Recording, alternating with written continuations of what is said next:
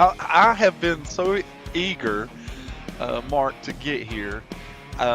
Just getting to know you this season. You know, you and I have we've just been put in this position to work together, and just getting to know you as the season's gone along. And you are as your blood runs as Indiana red as anybody's. And so I was really eager to get here and enjoy your home track.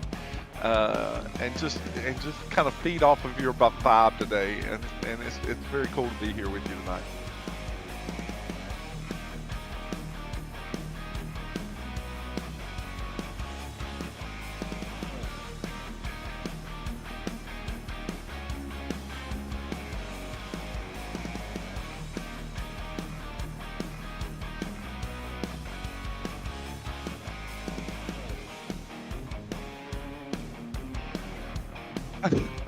On the bricks.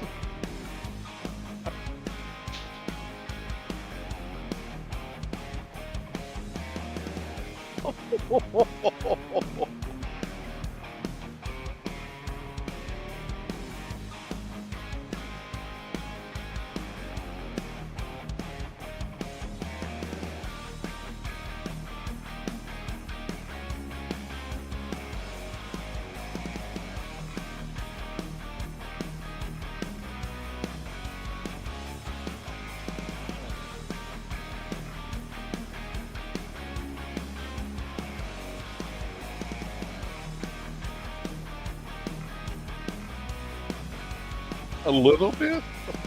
The most understatement you ever made.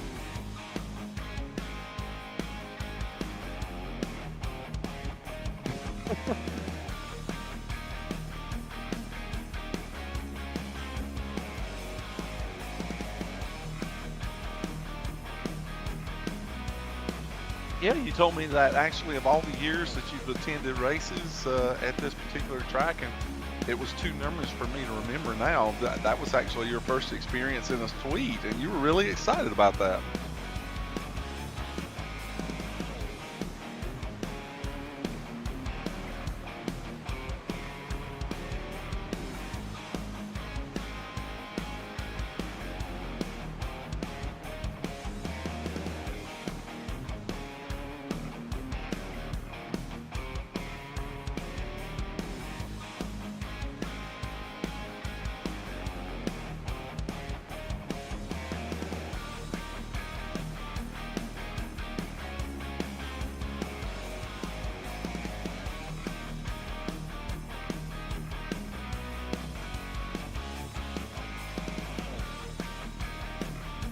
The other half. I thought you were the upper echelon, Mark. I really did. I thought that you the the rest of us are just living looking up to you, Mark.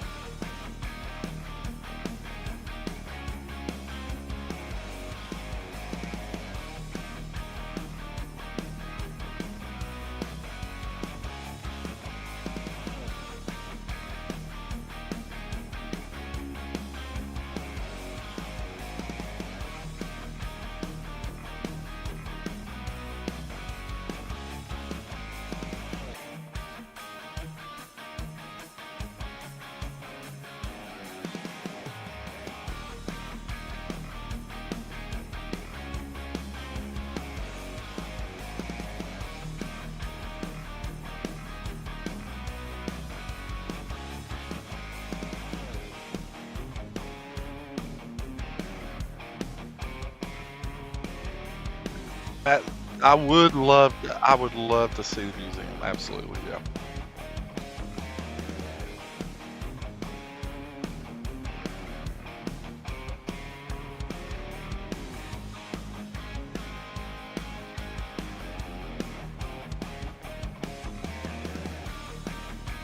And the presentation, just the video walkthroughs, just the presentation of things in there is pretty amazing.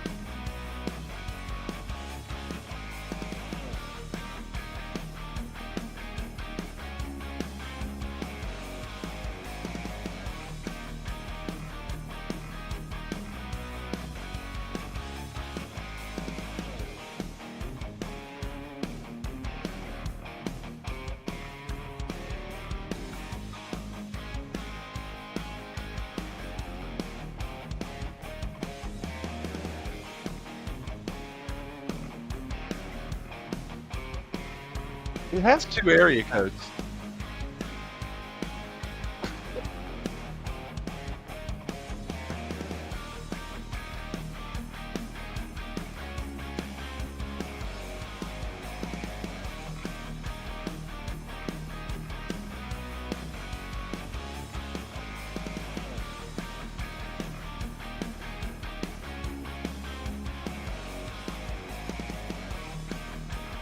Mark, you might want to check your audio.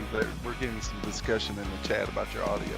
Speaking of awesome, Sam, let's check the leaderboard because Ryan O'Donohue is not the quickest on the chart. That belongs to Greg Evans, 169.44 miles an hour. And I pulled this stat just for this race, Sam, just for you. If you ran 169.444 miles an hour, do you know when you would have last sat on the pole for the Indianapolis 500? Yeah, for the open Indy 500. Yeah. Okay, so we've been over 200 since 98. Oh, we've been over 200 since 1970. Since 1978. We've been over 200 since 1978. Yeah. It's way back. Would it be back with the single ply tires, the little skinnies? It would not be that. No, it is. Well, they were skinnier then.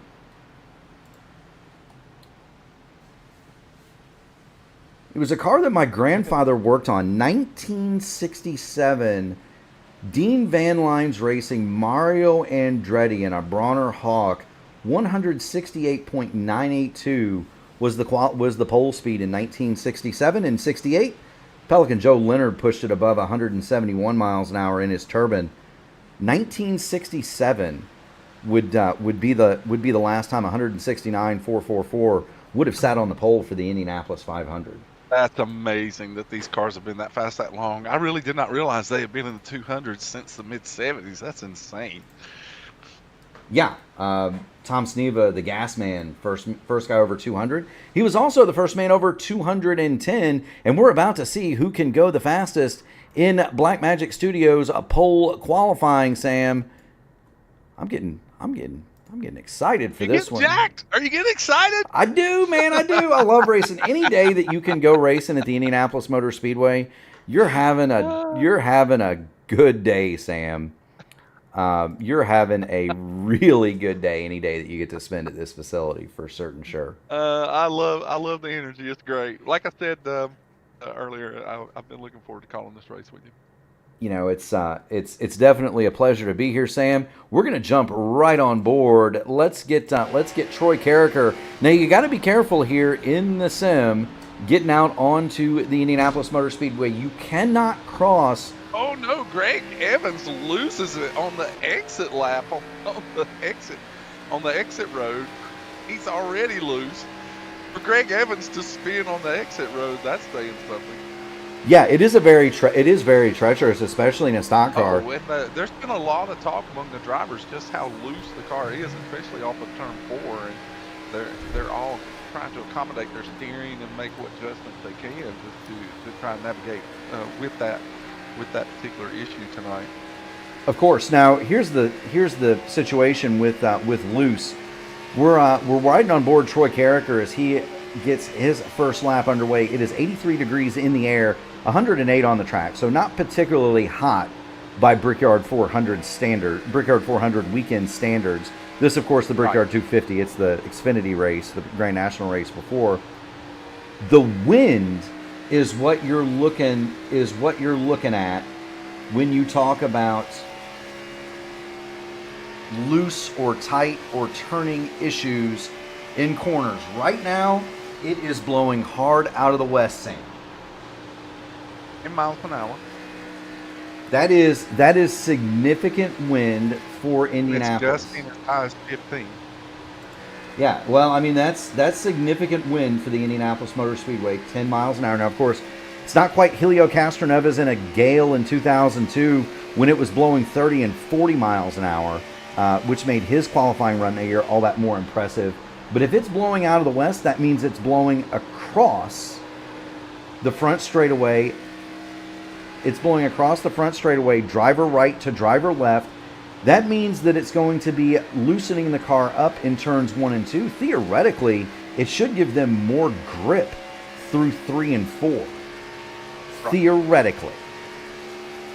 But push, it gives the car a bit of a push on corner entry into 1 through the middle 1 and 2. Right, and then of course in 4 you have the wind on the nose, which may be upsetting the aerodynamics a little bit and forcing the rear end to come around just that little bit. Troy Carricker is around on his second lap. The W machine is going to stop the Tag Heuer electronic timing and scoring, 53.943, and that's going to put Troy Carricker 7th quick, 167.586, and there you have it. Other cars out on the speedway. Let's take a look at James Hodgson, and we're going to do this from an interesting perspective, not Sam from the camera angles. We're going to sit in the grandstands around the Indianapolis Motor Speedway. This is the view that I had for the Brickyard 400. This is on top of the Holman Suites.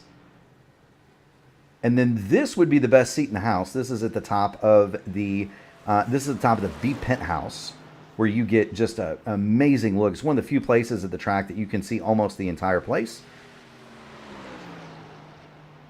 In the southeast vista now, which overlooks turn 2, and you have the turn 2 suites right next to it, and there you see those in the background. Down this long backstretch, the infield here, Sam, is terraced. I don't know if you knew that or not. But it's just a big grassy mound. I did not. I'm just enjoying you taking me on a tour. I'm enjoying this as much as anyone watching the broadcast. Yeah, so northeast vista there. Now we're in the northwest vista. This is where I sat for a number of years with my dad growing up. We're going to get down onto the main straightaway and into the Holman Suites again, and around comes James Hodgson. His second lap across the yard of bricks, 53.952. That's good enough for 10th quick, and I believe with 10 seconds left, Sam, that's going to be everybody that we're going to see take time. We've had 22 cars take time. Sir. Yeah, 22 cars have taken time. Randy Dunlap. What a blistering lap there for Kendall Paul. That's a fantastic lap. Yes, it was, Sam. Yes, it was. And that's going to give Kendall Paul the pole award, 169.2708 for Kendall Paul. He's going to set on the pole, just bettering Mario Andretti's time from 1967. On the outside of the front row, Ryan O'Donoghue in his quest to break through in the Blackmagic Studios Grand National Series. He'll roll from the outside of the front row. Matt Sisler is going to go third in his number 35. He'll line up alongside Greg Evans in the deuce. David Dunwoody is going to go fifth from Joshua Siegfried in sixth. Dylan, you say it, Sam. It's Godinez. Dylan Godinez is going to be seventh. He'll start alongside Lee Campbell. Troy Carricker will be ninth. And James Hodgson will round out the top 10. starts, we see cars filtering onto the Indianapolis Motor Speedway. In 11th, Justin Osterman, Mr. Excitement. John Hutchins will start alongside in 12th. Sean Roberts, and Sean Merriman, two Seans and a pair of Seans, will go 13th and 14th. Rick Fallis, he'll be 15th. Mason Muller is 16th. Brian Sharp, Keith Graham, 17th and 18th. Eric Corder and Robert Smith will round out the top 20. In 21st, it'll be Barry Seaman, Donald Green in 22nd. Colby Pierce, Vance Fisher, Matt Metler, and Randy Dunlap did not take time, Sam. Did not take time, the final four, and that is your starting grid here at Indianapolis. What a great field. Yeah, it's a great field for Indy. It's fantastic. Yeah, it is. So this race will be 100 laps, 250 miles. Sam, would we be correct in assuming that they're just going to stop at each yellow, 30 and 60, and then they'll have enough gas to make it home? It would just make sense, just with 100 laps, which is you look at 100 laps and you may think that that's not a whole lot of laps in a race, but we're talking about Indy here, and this track is so demanding in the scope of what you have to do to drive this track successfully, is that you really want to make sure that you stay in the game mechanically and head-wise. And so, it would only make sense that you try to stay out, as long as I don't think fuel will be an issue. I think that the tires will be an issue, but you want to stay out as long as you can and make sure that you can build up as much momentum on a run that you would like to get. That raises a great point, Sam. One of the things that I'm going to be looking for is somebody to go off strategy. We saw in the Brickyard 400 itself multiple different pit strategies, multiple different ways of making it through the stages and making it through that race. Ultimately, Bubba Wallace was able to win that one with a novel strategy. He took two tires. Kyle Larson spent the last part of the last stage, frantically trying to catch Bubba Wallace, but couldn't do it. The clean air was superior for Bubba Wallace, and he was able to win the race. Looking from the blimp now, just along. Great turnout here. 26 cars are in the field. Looking at Kendall Paul, Ryan O'Donohue, Matt Sisler, Greg Evans, David Dunwoody, Joshua Siegfried. Now, if Dunwoody doesn't do well here tonight, I'm gonna have to give him a little bit of guff, Sam. Well, he's already posting in the chat that he'd like to have one spot better than last year. So my focus tonight, if I usually I like to point out some drivers that are usually on my mind. I've been watching carefully, and I'm really interested in these positions 5 through 10. David Dunwoody, Joshua Siegfried, Dylan Godinez, Lee Campbell, Troy Carricker, and James Hodgman. These guys, of course, Mr. Excitement's just outside of that group, Justin Osterman. But for some reason, I've just got such a focus on this second five, and I think that in that you may find one of the drivers that's going to be one to watch. Take the green flag. We're on the green. I'm just chatting them. We're going racing. Yeah, we are. Kendall Paul is going to jump out to the early lead on Ryan O'Donohue. Everybody safely through turn 1. You've got the short chute. There's turn 2. Go past the museum. That'll be on driver's left. Come off at turn 2 in front of the suites and down this long, long backstretch, Sam. 5/8 of a mile. It does seem like eternity. It does feel like an eternity. It really is. It goes by pretty quick in an IndyCar, but we're lapping here something like 14 seconds, 15 seconds a lap quicker than a stock car. In a stock car, it really does feel long. Kendall Paul is going to come down and lead lap number 1, and we've got a car already headed for the pit lane. That's going to be Donald Green, and he has spun onto the entry of pit lane. Good heavens. What has happened to Donald Green here? He went really high in turn 4, and maybe he went to put too much wheel in. And I said that earlier that turn 4 is very precarious. and the number 11 of Robert Smith really had nowhere to go, and he bumped him, and so that sent him careening into the infield. Well, even Into more the than wall. that, Donald Green very high in turn number 4, got the car loose coming down the racetrack, and you're right, the number 11 of Robert Smith had nowhere to go, gave Donald the old center punch in the rear bumper. Donald Green will spin to the inside of the Indianapolis Motor Speedway. No caution. That area does not trigger a caution, Sam.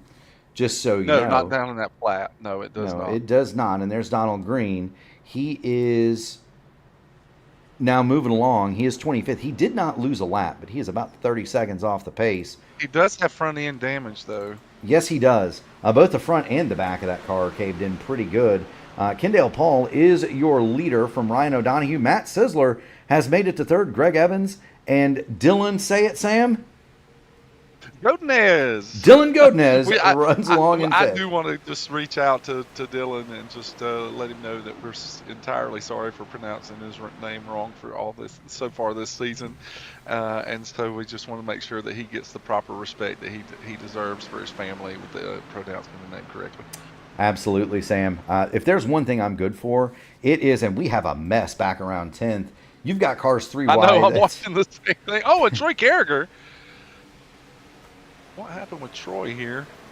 Let's go back and have a bit of a replay, Sam. Troy actually got a little bit of help. Yeah, James Hodgson there on the inside gave Troy the old shimmy shove up to the outside of the racing surface. Hodgson goes through. Osterman, actually. Or Osterman, rather.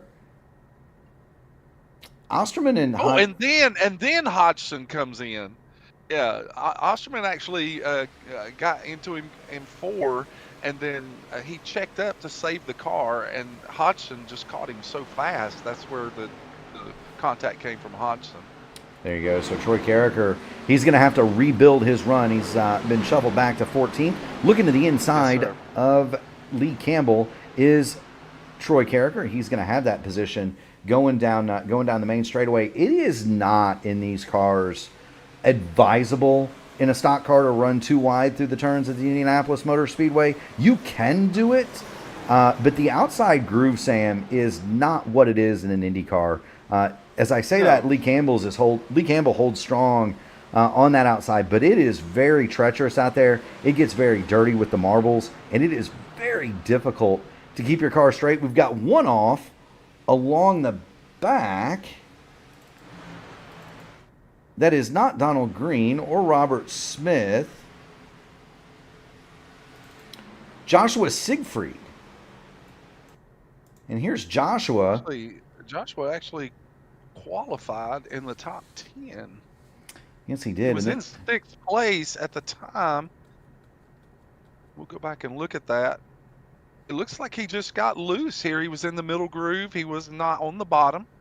And he gets up toward the wall, gets loose, and then just, in correcting the car, he slowly just careens down into the infield, just barely bumps the left front and catches the control of the car again, but he lost a ton of positions because of that. Yeah, there he goes. There's Joshua Siegfried. We have heard from Donald Green. He is 8.5 minutes under repair. Says one of these days he'll get the cheat code to get that fixed sooner. It's unfortunate for Donald. Joshua Siegfried, by the way, 17 seconds off the pace. He hit the inside wall, but not too awful hard, Sam. I don't know that he pancaked it. Yeah, he pancaked it. He's not out of this by any stretch. The other thing is here with 2 stages at 30 and 60 laps, it's not an impossibility to get rather severe damage fixed. A caution lap here take a couple of minutes. Oh, and now we see Robert Smith going into the pits. Yes. Is this a strategic move? Would this be? Well, this be a strategic move? It could be. Robert Smith is coming into the pit lane. I do not see. Well, he's got the nose of that number 11 rumpled up a little bit. Of course, he had contact earlier, so he may just be coming into. He may just be coming in. He was the one that bumped into the back of Donald Green. He's having trouble getting into his pit stall. He was the one that got into the back of Donald Green when Donald Green lost control of his number 6 machine. You are right on the money, Sam. Do want to give a shout out to our wonderful audience. We've got Bearing Sim Racing in the chat, and of course Mike Rigney. Now Mike, Sam, he had a pretty doggone good run last night in the Horizon IndyCar Series at Gateway. Run. Yeah, I did hear about that. I talked with Mike a little extensively today about his race. He was very excited. Oh, I'm sorry to interrupt that conversation. Dylan Godinez and Ryan O'Donoghue get together just barely coming out of 2. Well, don't look now, but here comes the deuce. Here comes Greg Evans on the inside. He might get 2 for the price of 1. And Godinez is so far up in the racetrack, but he's holding his own up there. He is. Now Greg Evans settle in. They'll get single file here. Yeah, Greg Evans is going to pull the slide job, so he'll go by both Dylan Godinez and Ryan O'Donoghue, move Greg Evans to 3rd, and relegate Godinez and O'Donoghue to 4th and 5th. I'll tell you, if there's one guy in this field that I know wants to win, Sam, and everybody wants to win at Indianapolis. Everybody, absolutely. It's Indianapolis. It doesn't matter the track. Everybody wants to win, but go ahead with your statement. Yeah, everybody wants to win Indianapolis. Who did you have in mind when you said that? I'm looking at the number 28, and that's because of his association with me. David Dunwoody was one of my earliest backers in iRacing. He's been along for the ride. He spotted me at the Indianapolis 500, the iRacing Indianapolis 500 this year. We brought home the flag in one of those splits. And so if there's one guy I know that would love to win at Indianapolis, just so he could get one up on his driver, would be David Dunwoody. Well, he would certainly be a sentimental favorite the way that he's been running and the season that he's had. So it would be a sentimental favorite for sure. But he's got 20-something other guys to contend with for that victory tonight. I'd like him to get his line just a little bit lower, especially through turn number, through 2 there. He's a little bit too high off the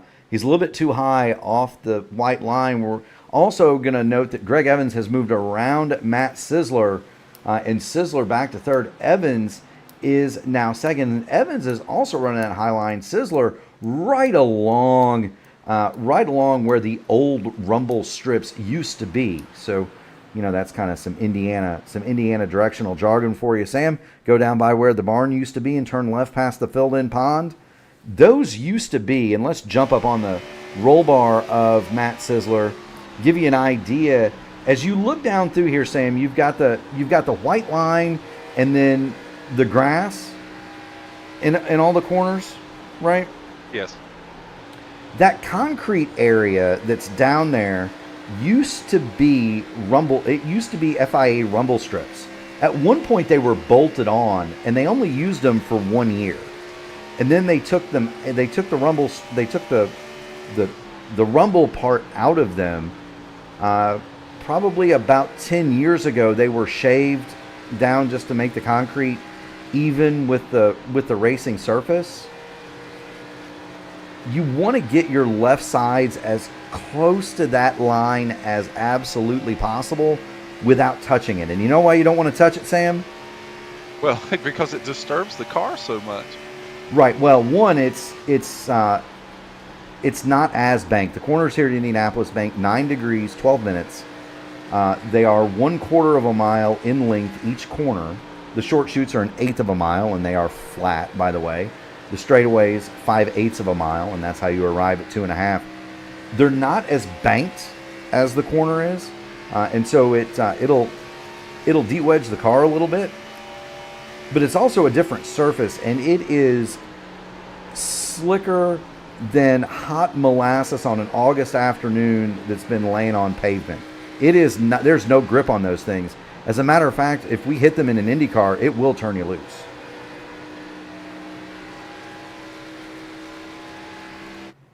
And while I've been expounding, we're about to have a battle for the lead. Greg Evans has gone past Matt Sisler, and he has run down Kendall Paul for the lead of this race. He's gained better than half a second in the last 2 laps. Kendall Paul a little bit loose coming off of turn number 1 there, Sam. But Greg Evans 0.2 faster that last time through than Kendall Paul. Greg's Greg's just methodical, doing what Greg does. Greg Evans is just a methodical racer. It's always been about consistency and um, and just repetition for Greg, and his muscle memory to do this has been amazing over the years. Greg is not a rookie when it comes to online racing. He's been racing since the N2K3 days. He was successful then, and this is why he's been successful, is because of his ability to be such a stickler for details in his driving. And that's why it surprised me that he even spun coming off the pit lane during qualifying. That it's just a rare thing for him to do that, but he has caught Kendall, and he's right here on the bumper looking at a pass coming up very soon. Yes, he is. Kendall Paul. He's about to hear the Jaws music. We'll get on the back of Kendall. Well, maybe not. I was going to put it on the gearbox in anticipation that Evans would wait till the front straight. He is not waiting. Greg Evans going to dive to the bottom of Kendall Paul, going into turn number 3, and we're fixing to have a new leader here at the Brickyard 250 in the AMA Blackmagic Studios Grand National Series. The Deuce, Greg Evans, powers to the front.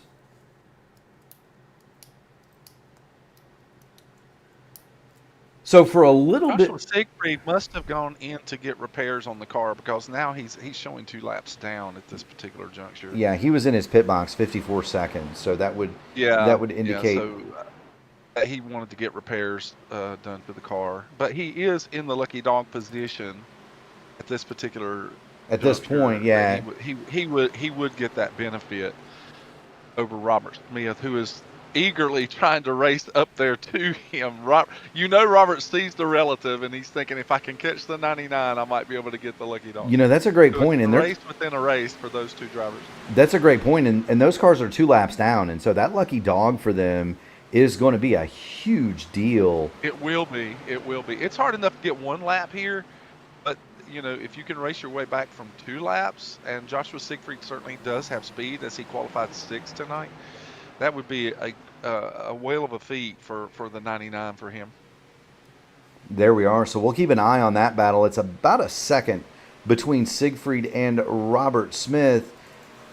Do want to let you know, Sam, that's Mr. Excitement, Justin Osterman. He's disposed of David Dunwoody, and he is now looking at the back of Ryan O'Donohue. That would be the battle for 5th, and it's about ready to heat up, Sam. And O'Donohue brushes the wall there coming off of 2, and that just gives the opportunity to the 53 of Justin Osterman to close the gap, and he's doing just that as they enter into 3. Big gap there field on the back stretch. That momentum was really slowed down for Ryan O'Donohue. Yes, it did. And you see him fall off the back of Dylan Godinez and into the clutches of Mr. Excitement, Justin Osterman. We work down the front straightaway. We are already halfway through this first stage. Yeah, and those top 4 drivers have opened up quite a gap the top 6 drivers have opened up a little bit of a gap on 7th place. Yeah, James Hodgson our leaders are actually pulling away themselves.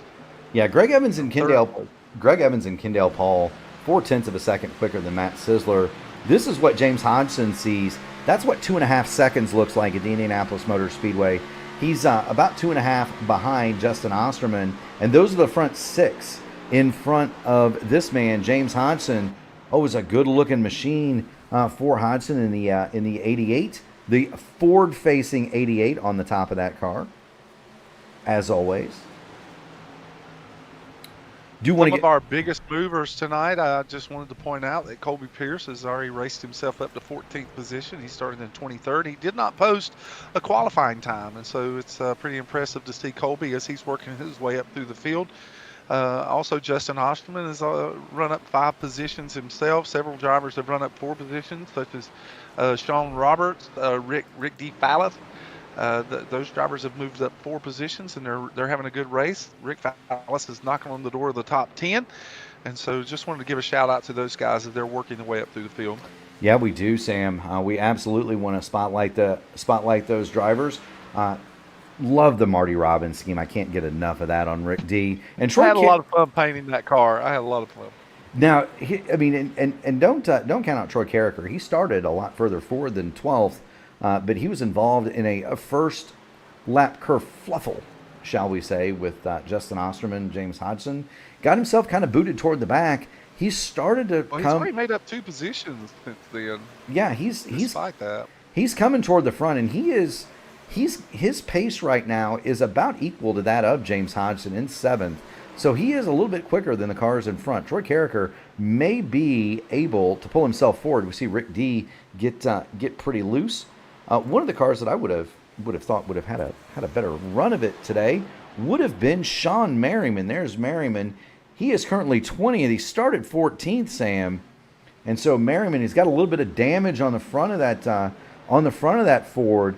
Sean Merriman might just be playing for the first stage here. That's about to the first stage caution that's going to occur here in about the next 10 laps. And Vance Fisher. He goes by Vance Fisher. I almost wanted to say Donald Fisher. I do know a Don Fisher, by the way. I know. I noticed that. Yeah. I do know a Don Fisher, but it's Vance in that car. Can you imagine though the motivation that Sean Merriman is driving under here this week after his big win last week? Can you imagine just when you win a race, it motivates, it remotivates, it rekindles the fire that you have. And with the season that he had earlier, and then to come back with a big win last week, you can only imagine how Sean is feeling coming into this race. And so we don't, he may just have a strategy himself of how he's approaching this, but nonetheless, he knows he has a win under his belt, and he knows that he can compete. And it's always exciting for a driver whenever they can get into that frame of mind. That's a great point, Sam. Sean Merriman runs along in 18th. He's got some damage to the right front of that Ford, likely just waiting on the first stage caution, which is going to occur in about 10 laps. The battle for 5th, 6th, 7th, and 8th has begun to heat up. There's Dylan Godinez. He's got Ryan O'Donoghue behind him. And then the next 2 cars behind them, Justin Osterman and Justin Osterman. He's got Joshua Siegfried in tow. Siegfried bidding to make a lap up the hard way. He's got about 5 seconds to go, though, Sam. I'm just wondering if there is a strategy. How would you play that out? Because just these cars can make the stage. They can. This track is a lot like Pocono, though. You can pit here from the front under green and not lose a lap. Well, and you can moderate your speed. Let's say you're up front. Let's say that you're up front, and that you pit. You can moderate your speed not to lose a lap and really not use a lot of tire. Yeah, that's very true. And we saw that. Well, we saw that in the Brickyard 400. Track position was king. It didn't matter really so much about tires or tire freshness or whether you had 2 or 4s. We watched Dylan Godinez and Ryan O'Donoghue run along. This is for 4th and 5th. The front of this field, more or less, and we'll show it to you real quick. Kendall Paul in the 78 Blackmagic Studios Archway Industrial Coatings machine. That is the difference between 1st and 2nd. The best battle on the track is O'Donoghue and Godinez, and so we'll keep with that. We saw that in the Brickyard 400, though. Clean air was more important than tires, and so that may be a choice that some of these drivers are going to have to make here later on in the run. I suspect, though, that Evans, Kendall Paul, Matt Sisler, Dylan Godinez, Ryan O'Donoghue, they've demonstrated such a pace advantage, Sam, that I don't. I'd be hard pressed to come up with anybody out strategizing what amounts to 0.2 a second a lap here.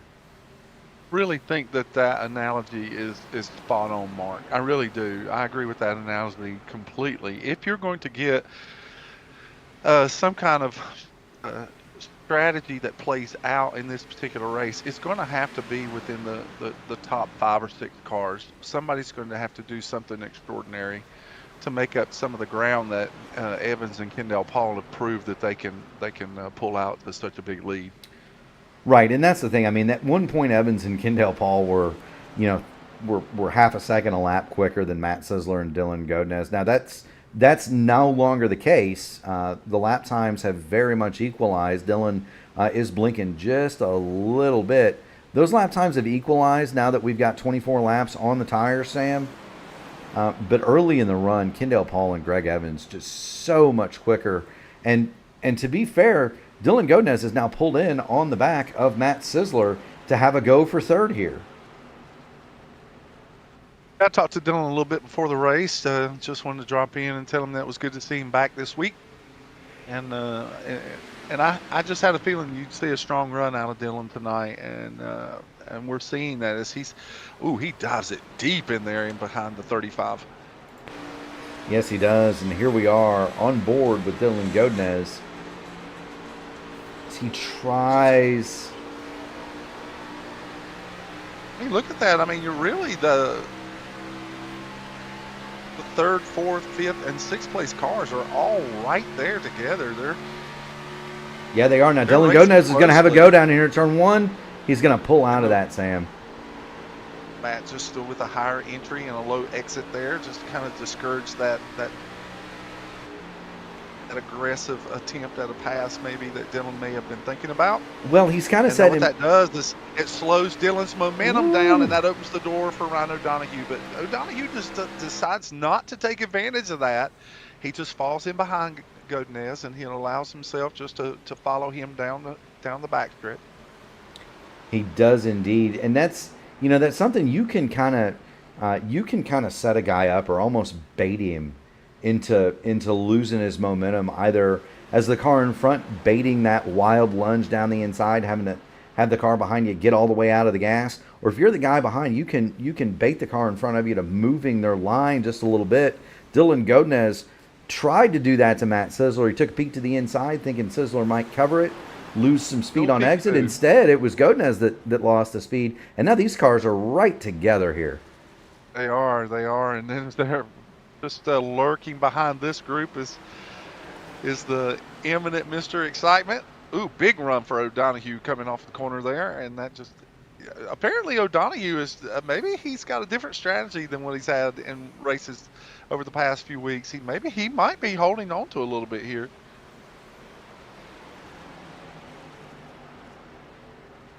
Because there's been a couple of times now that he could have made a pass or attempted a pass with Godinez, but now he's in the clutches of the 53. Yes, he is, and now that's brought all four of them right together. Godinez is second in line, Ryan O'Donoghue third, Justin Osterman, Mr. Excitement as we head for the last three laps of this stage. Osterman's making a bid to climb up toward the podium position, Sam. Now, right behind them, we had talked about Joshua Siegfried earlier. We talked about his pace. He's kept pace with these four cars for most of the last 8 laps, even with some damage. He's lurking back there just trying to hold on to the lucky dog position. If he can get these laps back, Joshua Siegfried may be one more car that would be in this particular group of drivers that will be fighting for a position at the end of this race. Yeah, and he's pulled more than 4 seconds. We were gonna talk about that too. He's pulled more than 4 seconds ahead of Robert Smith. Do want to note that Keith Graham is on pit does have the meatball, and he's gonna have to respect that. Keith Graham is coming toward the pit lane, and let's see if we can't see what's happened with Keith here. Well, he was going down the front stretch and racing on the inside of Barry Seaman, and then they into one. It looks like he started to push coming off the corner, and they make contact off of 2. And as they make contact, or off of 1 rather, and as they make contact, that sends the 09 careening down to the inside wall like we saw earlier. Joshua Siegfried, and he pancaked the car on the inside wall, and then he limped it. He probably had wheel damage at that particular point and limped it into pit road. Yeah, you could see the damage on the left front for Keith Graham. There's the contact, and he's going to go right down here in front of, that is the ADA grandstand here, Sam, right in front of the museum. So if you're disabled, you can sit there. There's wheelchair ramps, very nice seating area. It's also close to the museum. So you can get inside the air conditioning if you need it. But Keith Graham wallops the inside wall, and he is going to be back to pit lane and under repair. Meanwhile, we've got a transaction for third place here. Dylan Godinez is going to go past Matt Sisler. Ryan O'Donoghue is going to look to follow suit. And just earlier from that, Justin Osterman just about saw calamity on lap 28 as he got a big run on those three cars, and he closed in on Ryan O'Donoghue so fast that he had to jam on the brake to keep from hitting the 14 car, which he successfully Woo, did. the 55 is in the wall. Oh! Barry Seaman hard in the turn 2 wall in front of the Oh. leaders. Everybody gets through. Barry Seaman. Oh, I can't believe they missed him. That's such a precarious place. Yes, it is. Here's Barry Seaman. He's going down this is down the backstretch, and what in the world has happened to Barry Seaman here? The number 55 down the back chute, as they used to call it, down the backstretch, and Barry Seaman, something had to have gone terribly wrong here, Sam. As we head for the stage, we're going to get the caution. The pits are closed. The pits are closed now. Yeah, we're going to get a caution here any moment, but my goodness gracious, he went down turn 3, and that car did not turn. And then that's the battle we were following. Here come the leaders, Sam.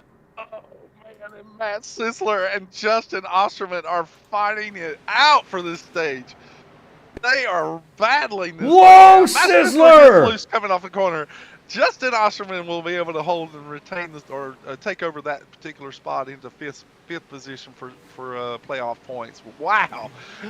If you think points don't matter, you're not watching the race. Yeah, most certainly so. And here comes the caution. David Dunwoody in 10th will cross the line.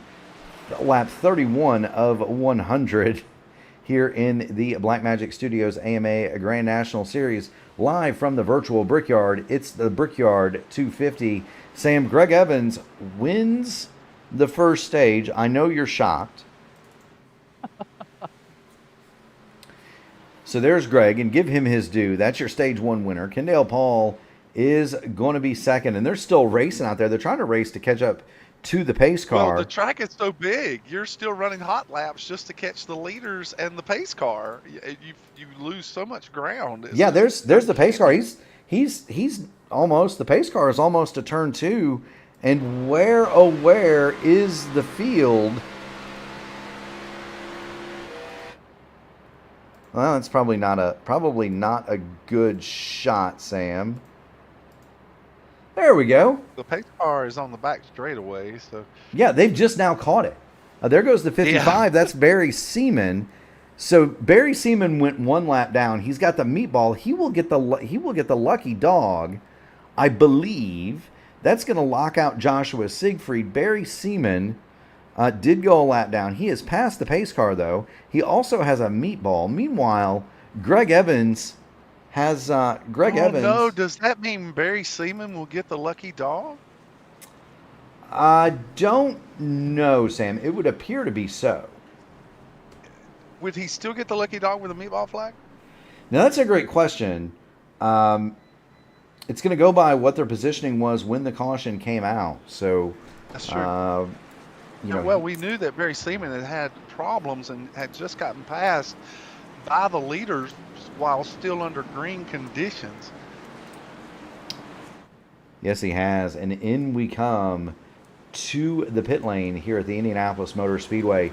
It would surprise you, Sam, how narrow this pit road is. It is only 2 lanes. It is really, actually, it's a back street in London is what it is, if you really want to think about it. It is very, very narrow. It is indeed. Matt Mettler, Vance Fisher, both caught black flags here.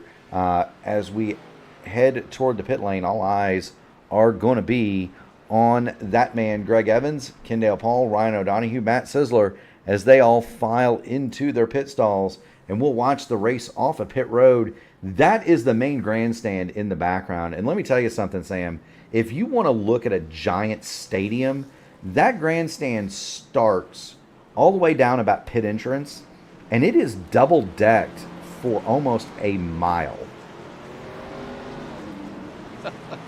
But It is a grand stage. It's a grand stage for sure. It is. The other bit of it is, the rows here, just to kind of let everybody know a bit of Indianapolis lore. The rows here are lettered. So if you're in row A, for example, you're in the front row. You don't want to be in the front row at a racetrack, do you, Sam? And so people spend many years on waiting lists to get into double lettered rows. It also gives you some perspective. I'm in row double V. So that'll give you some perspective as to how high those grandstands are. Yeah. Well, I'm not even in the upper deck, right? So, those grandstands go 50 rows up or more. They are not. To answer our earlier question, just to cut you off for a second, Barry Seaman will not get the lucky dog because the damage was too extensive, and he has actually taken the car back to the garage area, and he will not finish this event. So that opened the door for Joshua Siegfried, who does get his lap back and leaves him one lap down. There we go. It'd be interesting to see kind of what happens with this restart. Everybody pitted, nobody gambled to stay out, which I might have done, Sam. How long can these cars go on fuel if you had to? Well, I did not look at the fuel mileage tonight because the races that I've run this week have been with 70% load.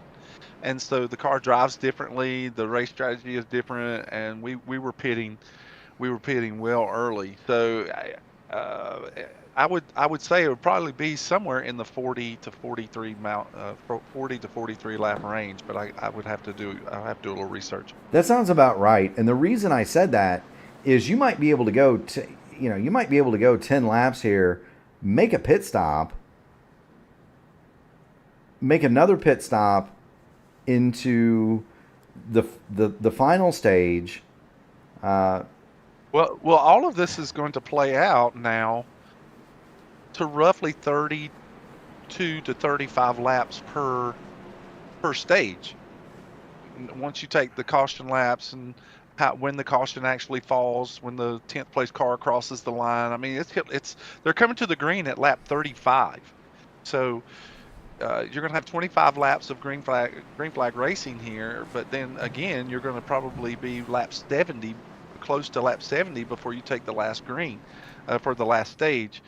I like the idea that you're presenting about some kind of strategy that if they do that, if you are reasonably somewhere near the front, go ahead and pit before the pits are closed, and then pit for the track position, because everybody's going to pit during that last caution for tires.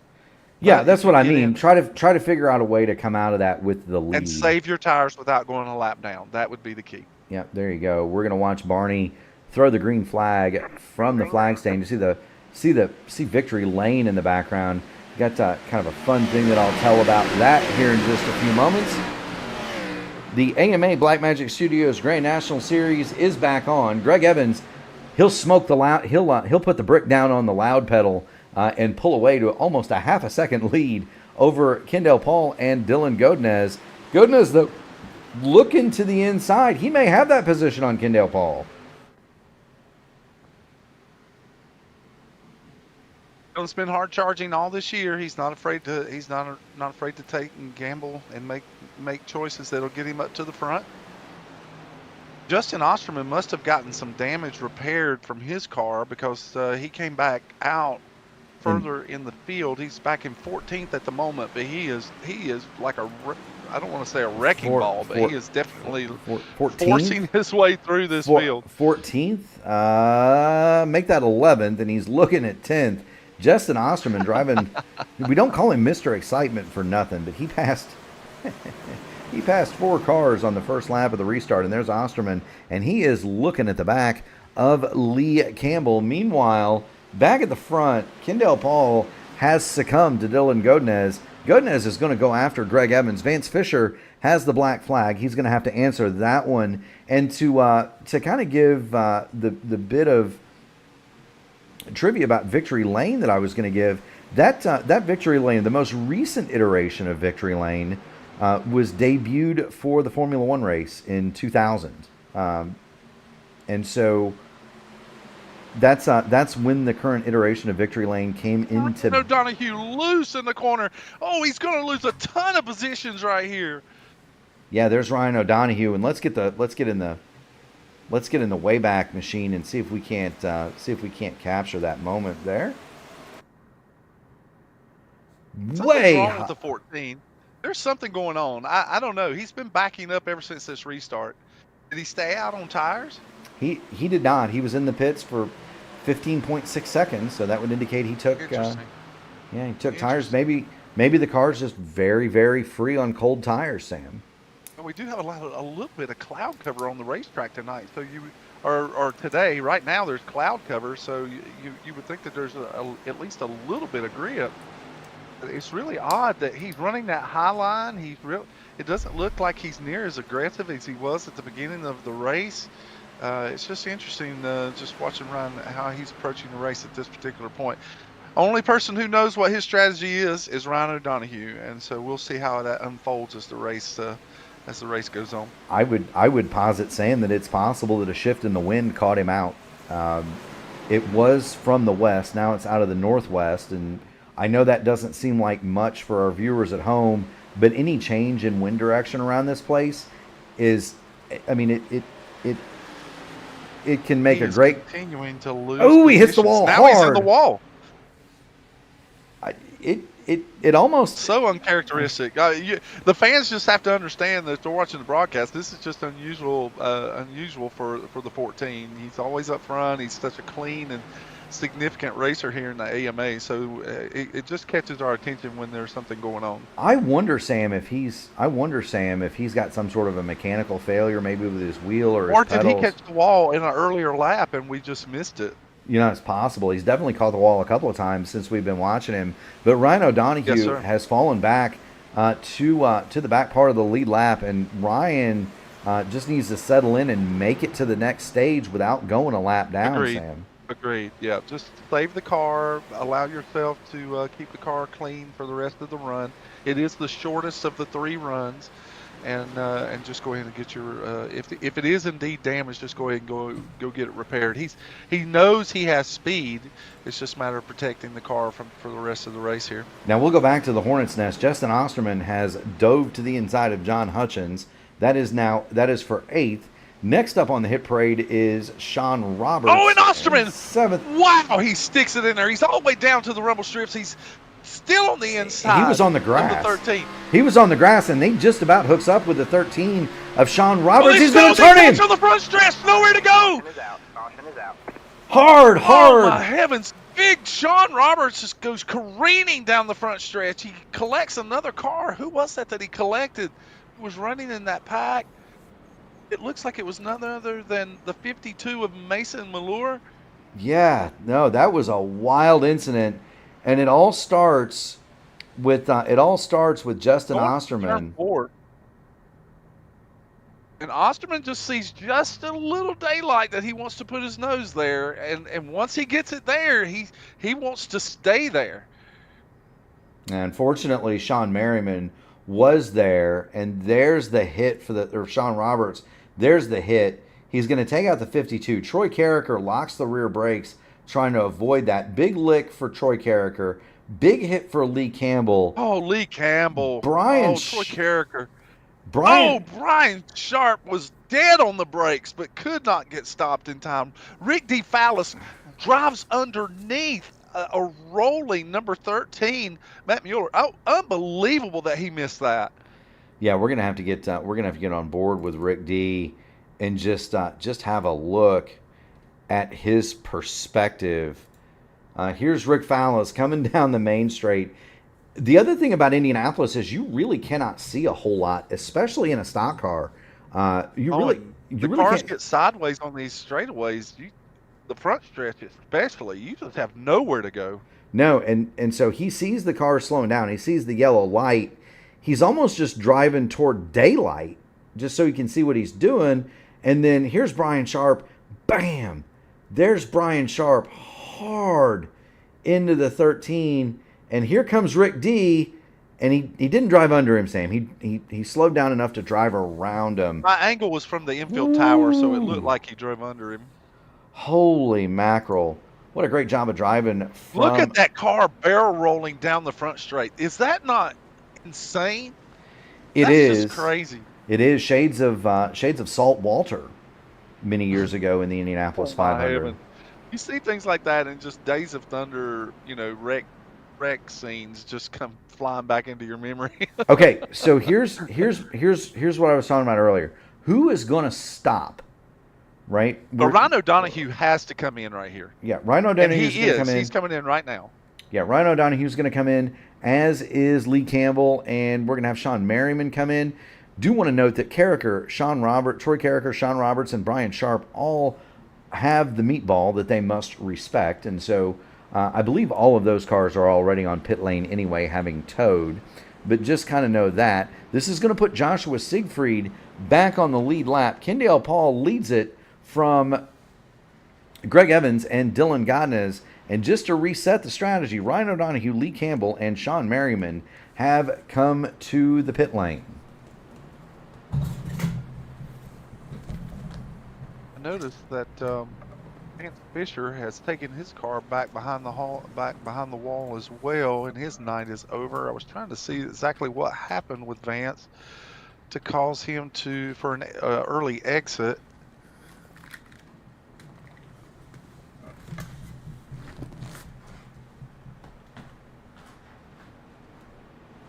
He just pulled the car into the pit area.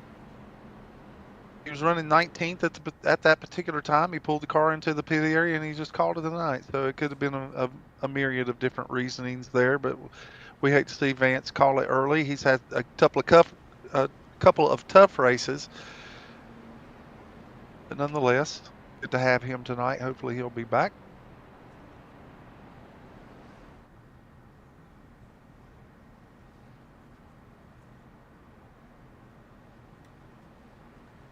Again, we have some movers and some shakers. Colby Pierce continues to make his climb up through this field. He started in 23rd position, and now he is in 9th place, 14 spots for Colby Pierce. James Hodgson starting in our 10th position, and James Hodgson has moved up into 5th place. And so those are two of the biggest movers up to this particular juncture.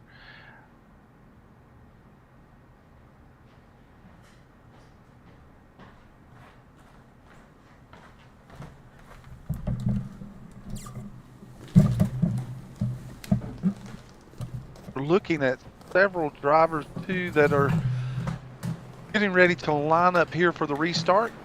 Eric Corder has moved up to 12th. Rick Fallis is now in 13th.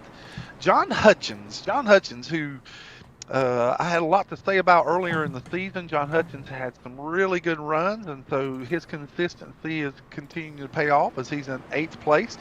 David Dunwoody is about to the position that he started this race under, and now we're seeing those top four. The top four that are up there have actually been some of the drivers that have been the fastest during the entire event.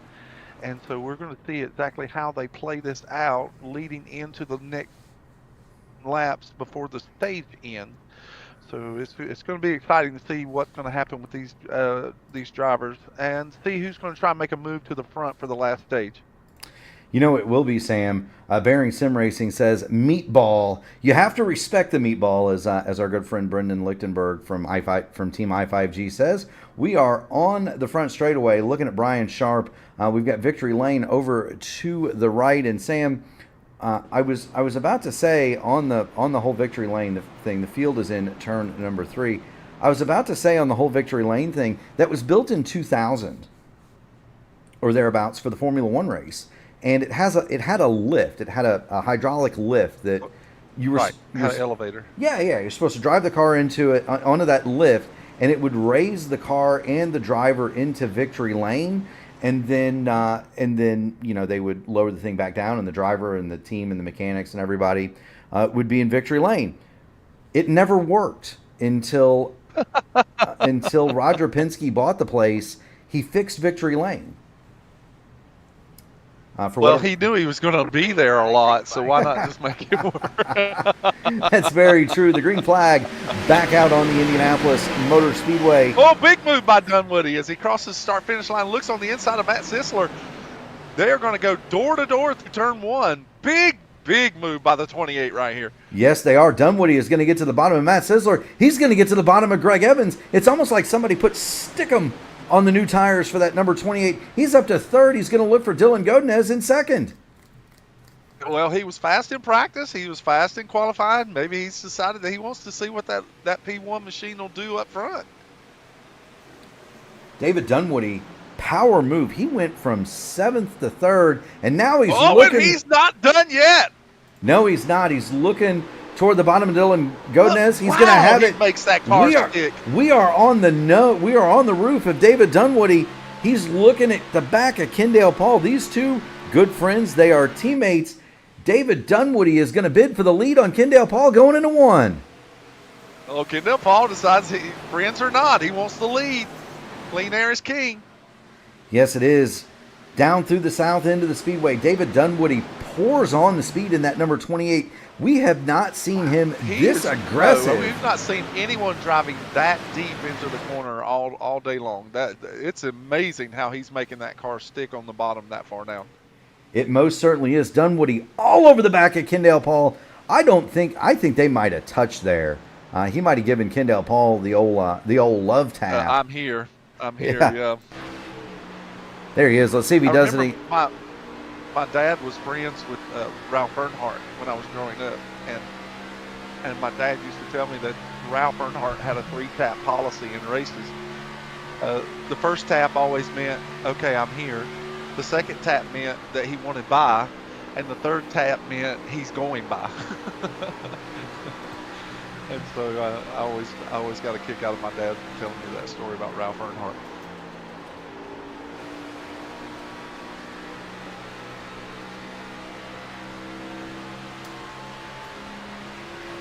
You know, to be fair, Sam, his son, Ralph Dale Earnhardt Jr., had a one-tap policy, which was, I'm going to hit you and go through you. There's the second tap from Dunwoody. Now, if he, God rest his soul, if he was still with us today, he would tell you that he would not do that. He just wanted to rattle people's cages. That's very true. That's very true. I wonder if Jeff Bodine's cage ever was truly rattled. Oh, I'll never forget that comment after he got into Terry Labonte at Bristol. He said, I didn't mean to wreck him. I just wanted to rattle his cage. That was the only time I ever saw Dale Earnhardt Sr. booed. Of course, by the time he won here in Indianapolis in '95, he was already an elder statesman of the sport, and had really turned the corner. They named Bill Elliott the most popular driver every year, but ultimately it was Dale Earnhardt. He was extremely popular, especially from the mid '90s on. The only time I ever saw him get booed was at Bristol with that very incident that you're talking about with Terry Labonte. But when he won at Indianapolis, this place was very, very, very loud. And he even mentioned his dad in Victory Lane, that the Earnhardt name would be alongside of the Andrettis and the Foyts and the Unsers, and how very proud he was of that. Yes. It's also quite fun. He won at Indianapolis 3 years before he won at Daytona, which is an interesting factoid. Another interesting fact about drivers that cross between Indianapolis and Daytona: Mario Andretti won the Daytona 500 before he won the Indianapolis 500. So we watched David Dunwoody lead it. I didn't know if you knew that or not. Oh, I did not know that. That's right. I believe Mario Andretti won Indianapolis. Well, he won Indianapolis in '69. He won Daytona 66, 67, something like that. He was teammates with Fred Lorenzen at Holman and Moody. Right, I do remember that. Yeah. The headline in the Daytona newspaper the next day: All Dixie mourns Andretti win. Unbelievable. You talk about a guy that could wheel a race car, any race car, dirt, formula cars, Think about. Oh, he was a gifted driver, and he's just an incredibly gifted Well, driver. not only that, but Mario Andretti is still, to some degree, driving race cars. Let's get back Well, because if I'm not no, I agree. We get back to the racing action, but if I'm not mistaken, he's driving tandems at Indy, and taking people around tandems at Indy. yeah, he still drives the two-seater, so he's still involved Yeah, in. yeah, Yeah, yeah. he's still driving cars. He was testing as recently as 2004. He tested a modern Indy car with Tony Kanaan. It was 2004, 2005. He was testing, watching Justin Osterman look to the inside of Sean Merriman. Merriman out of position. Osterman's going to have that spot. And so into ninth place, Justin Osterman goes. Oh, here we go with Kendall Paul on the inside of David Dunwoody because they Caution. Oh, and we have caution on the racetrack. Mason Muller. Oh, big pile Mason up. Muller, Rick D. That is the 99 of Joshua Siegfried, who had just gotten back on the lead lap. Hard impacts for those three cars. Alice was on the inside of Siegfried. Siegfried gets in. It looked like the 52 of Mason Muller was trying to just allow these guys to go, but he slowed down more than Siegfried could catch up, and so he runs into the back of the 52, and that sends him careening down in front of Rick D. Rick goes back up the racetrack, as well as Muller, and they just collect Siegfried for his second incident of the race. Alice is checked out of the race. Yeah, that's a hard. Brian Sharp is checked out of the race after contact earlier. Troy Carricker is out of the race now. Man. Joshua Siegfried is profusely apologizing for the contact. And that's a hard lick for all three of those automobiles. And they are not, none of those are going to be coming back out on the racetrack. Rick D is already on the pit lane with the meatball. Siegfried on pit lane with severe damage. Mason Muller is limping his car back.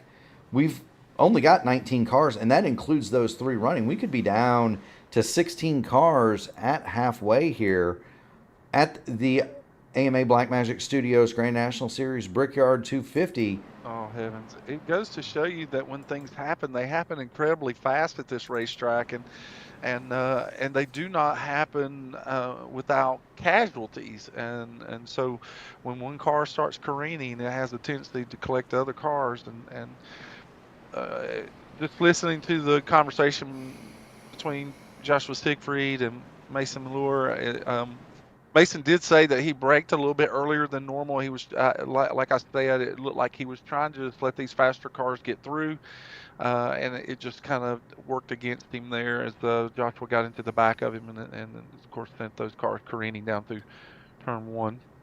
Did indeed. We're going to see Ryan O'Donohue come back down the pit lane with 50 laps to go, Sam. And so this is a great spot again right here. If you wanted to come to pit lane, I don't think he's going to bolt on fresh tires necessarily, but he'll definitely fill that 14 up full of gas so he can go a little bit longer or give himself some more options. David Dunwoody leads it. To put a cap on Mario Andretti, it's 2004 or 5. Tony Kanaan had been injured, and Mario actually was prepared to race Tony Kanaan's car in the Indianapolis 500. He was preparing to qualify the car. He did several days of testing, and on a test hop, he ran over a piece of debris and set what is the all-time Indianapolis Motor Speedway altitude record, not in a balloon or an airplane. His race car got 30 or 40 feet above the catch fence. Thankfully, on the backstretch, it sat back down on its wheels, and the legend was unhurt. But think about the breadth and depth of that man. In his driving exploits, from midgets on dirt to sprint cars on dirt to Indy cars to Formula One World Championships, a Daytona 500 win. I don't think we've met anything that Mario Andretti can't drive. I won't disagree with you on that point. I really wouldn't. He's a generational kind of driver. He really is. He's just a generational. I wouldn't even say that. I'd say he's a millennial talent. You don't see one of them in one every 100 years. A centennial talent, even not generational, because because probably the closest two that we have are Kyle Larson and Max Verstappen in right now. But I don't think we'll ever see Max do Indianapolis, and I don't think we'll get to see. I mean, we're not going to get to see Larson race in Formula One, and so, you know, even if you do get those talents like that now, contracts and sponsorships and manufacturers, things of that nature, they don't permit their drivers to do the things that drivers did back in the day. The reason that many of those drivers were able to do those things in the 50s and 60s, one, they didn't have, the money wasn't as huge, but a lot of them were sponsored not by manufacturers, but by suppliers. So Mario Andretti's longtime backer, Firestone. So Firestone paid the bill for Mario to go to Daytona. Champion spark plugs were huge in doing that, where they would pay for drivers to go to different places. And so that was how a lot of them got to go around and do different things. They weren't tied to a manufacturer. They were tied to a supplier that wanted them in certain races.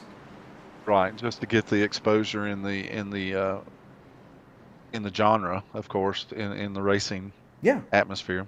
Yeah, and so that was Mario was never really tied to a manufacturer. He was always tied to Firestone, and then when Firestone pulled out of IndyCar racing, Mario then turned around, the Andretti's then turned around and struck the same deal with Goodyear.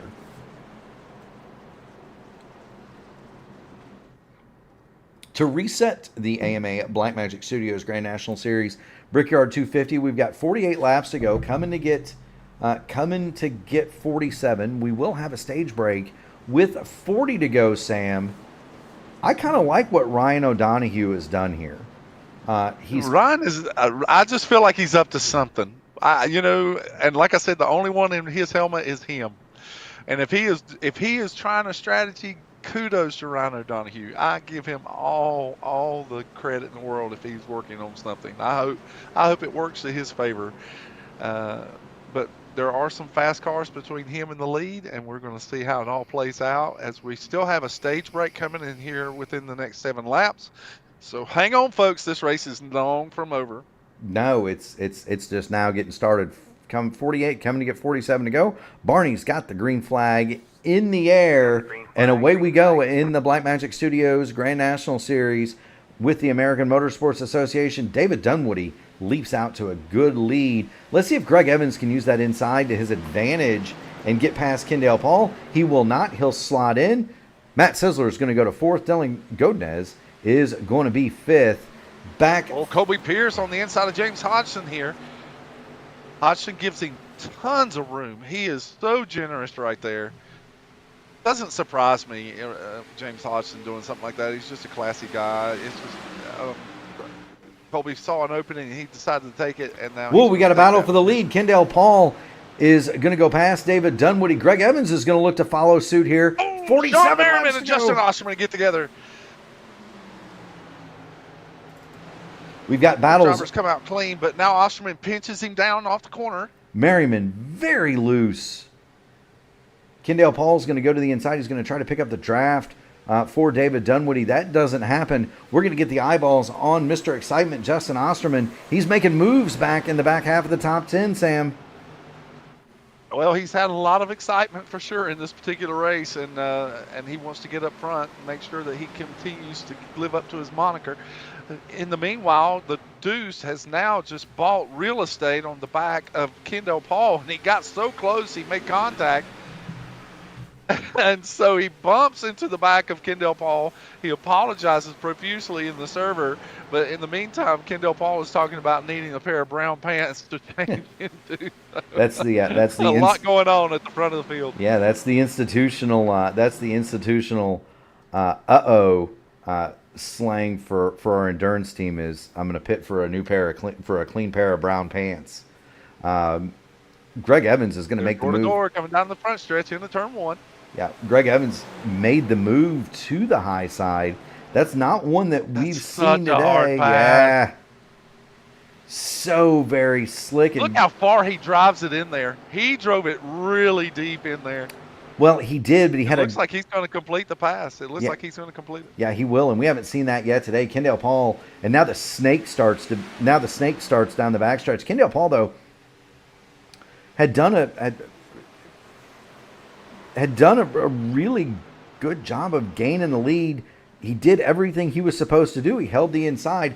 That's the first time that we've seen a driver today really make that move. And how about to the outside? And how about Colby Pierce? What has gotten Colby into Pierce? What has gotten into I've called him out a couple 42? of times in this race.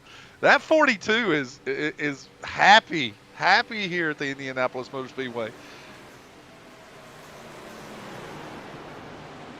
Yes, he is. There's Colby Pierce, the number 42. He has gone around Matt Sizzler 23rd in the fifth position for the 42. Yeah, he's marching toward the front, and he's not done. Colby Pierce is looking to see if he can't grab Dylan Godinez for fourth. Take a look back at Mr. Excitement, Justin Osterman, he is looking at John Hutchins. Hutchins way loose! John Hutchins, wow! I don't know if he drove in deep or if it just lost a little bit of handle on the car as he was driving in there, but wow, he saved it. You know what that looked like, Sam? Justin Osterman. You know what that looked like? That looked like rear brake bias. Brake? Yeah, he too much brake. Yeah. He got too much rear brake bias in it, and it locked it up almost. But that's going to be a free spot for Mr. Excitement, Justin Osterman. He is now 8th. He's looking at James Hodgson for 7th. And now Hutchins is going to be really fighting to keep Sean Merriman behind him as well. And Matt Metler, this is being his first race here with the AMA and the 87, and he's actually posted as the number 1 car. It may be showing up as 87 on the server, but Matt Metler's actually got a good run going here tonight as he's racing in 11th position already. Yeah, there is Matt Metler. He does appear as the 66 on my screen, but scored as the number 1. And so 66 on the broadcast, number 1 on the scoring pylon, Matt Metler. Okay. Just in the trading paints that I'm using, he's showing as an 87 on my server. Kendall Paul has closed the pit area. So now pit strategy as far as he didn't just close stopping early. He didn't just close the pit area, Sam. He just grabbed a piece of the south chute wall. Well, so did James Hutchins, and so did Matt Metler. I mean, Matt Metler and James Hutchins, they pancaked their car into the wall there. Hit hard, really hard. What is it we say in the IndyCar community? That's she's driving good. when it does that, go up and slam the outside wall. She's driving good. AJ Musselman, a huge proponent of dropping that line whenever it needs to be dropped. Long time iRacing IndyCar competitor.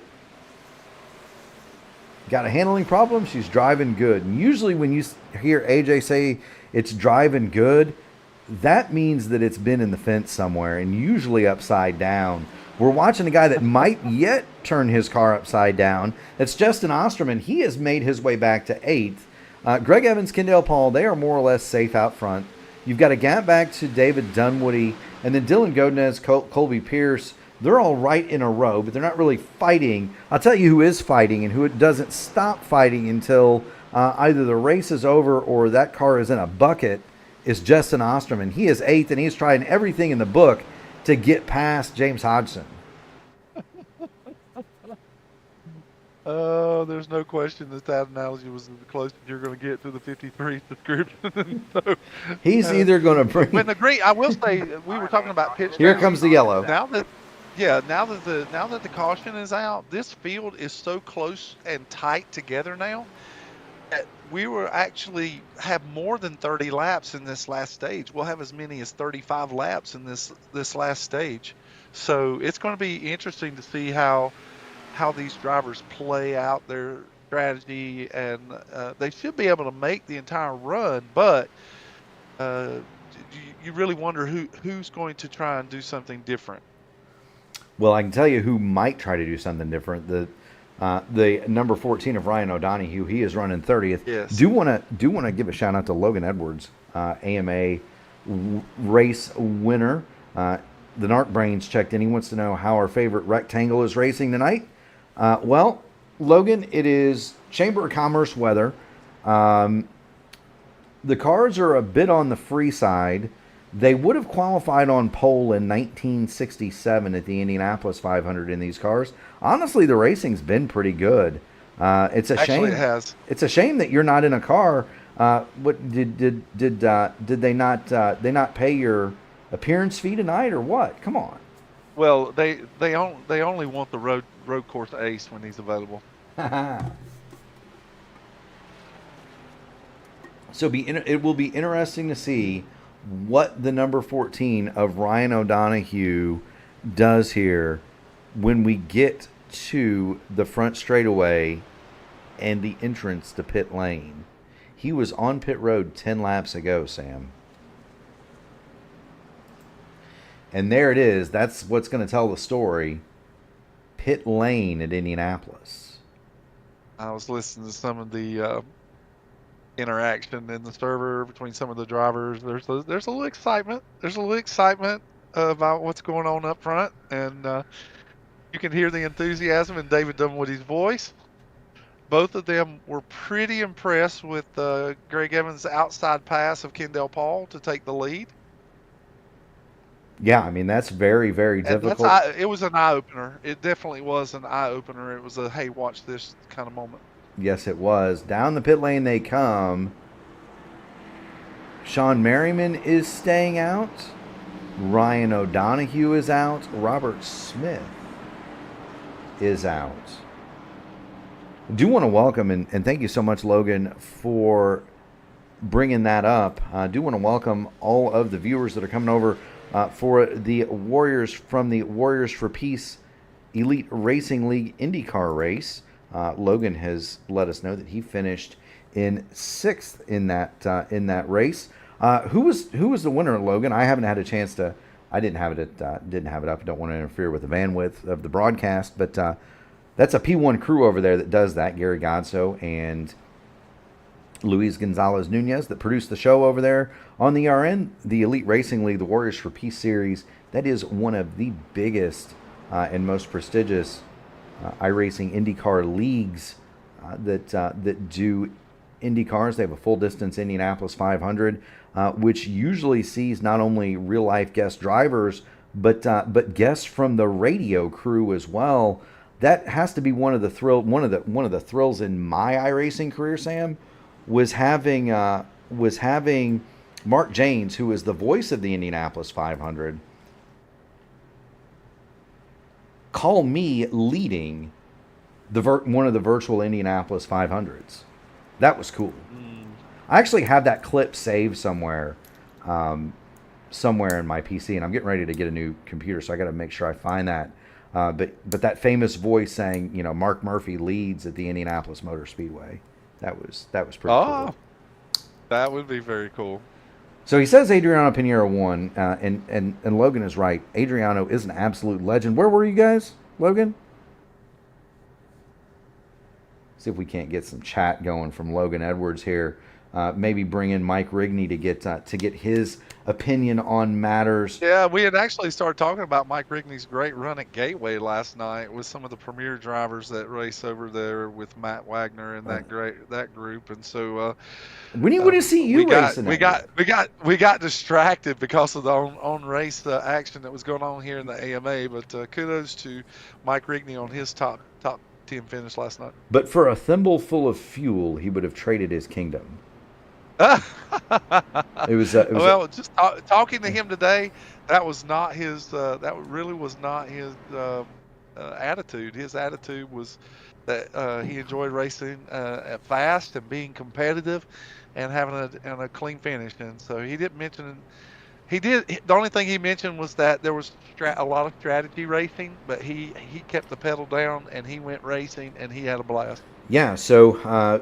The Warriors for Peace series was at Iowa tonight, and speaking of big races that are upcoming, can't be being remiss if we didn't start talking about the Hoosier 500 the PRI Hoosier 500. We're going to have qualifying for that event practice qualifying right here on P1. Gary Godso is going to call that one with some of the premier iRacing broadcasting partners. That is a huge race, and they have announced $1,000 purse for that one, and I wouldn't doubt if it doesn't go bigger than that. Oh my heavens, that's insane. I thought we did pretty good at the P1 600. We paid out $599, but there you go.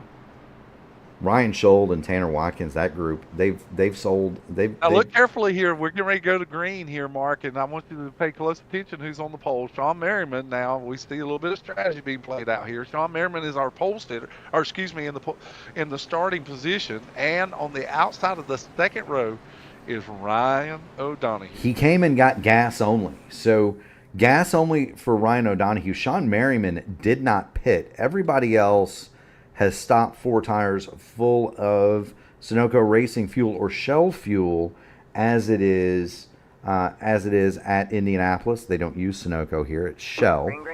Either way, here comes the green flag. Sean Merriman. Oh, I think Shaman may have spun the tires just a tad. He may have. Now that's not a huge thing at Indianapolis. Oh, Dylan Godnez with a big move going into one, making them 3 wide with Kendall Paul and W. Dunwoody on the outside. Godin is going to go through. We've got a car hard in the inside wall. That's Donald Green, I believe, in the background. Hard into the into the wall in the south end. And that's going to finish off Donald Green. Here it is. He's going through turn number 1. He's got Matt Sizzler on the outside, and that car just breaks loose. Pinched it down. Sam got loose on exit. And that wall by the tunnel that goes to the museum is not forgiving. That is a hard hit.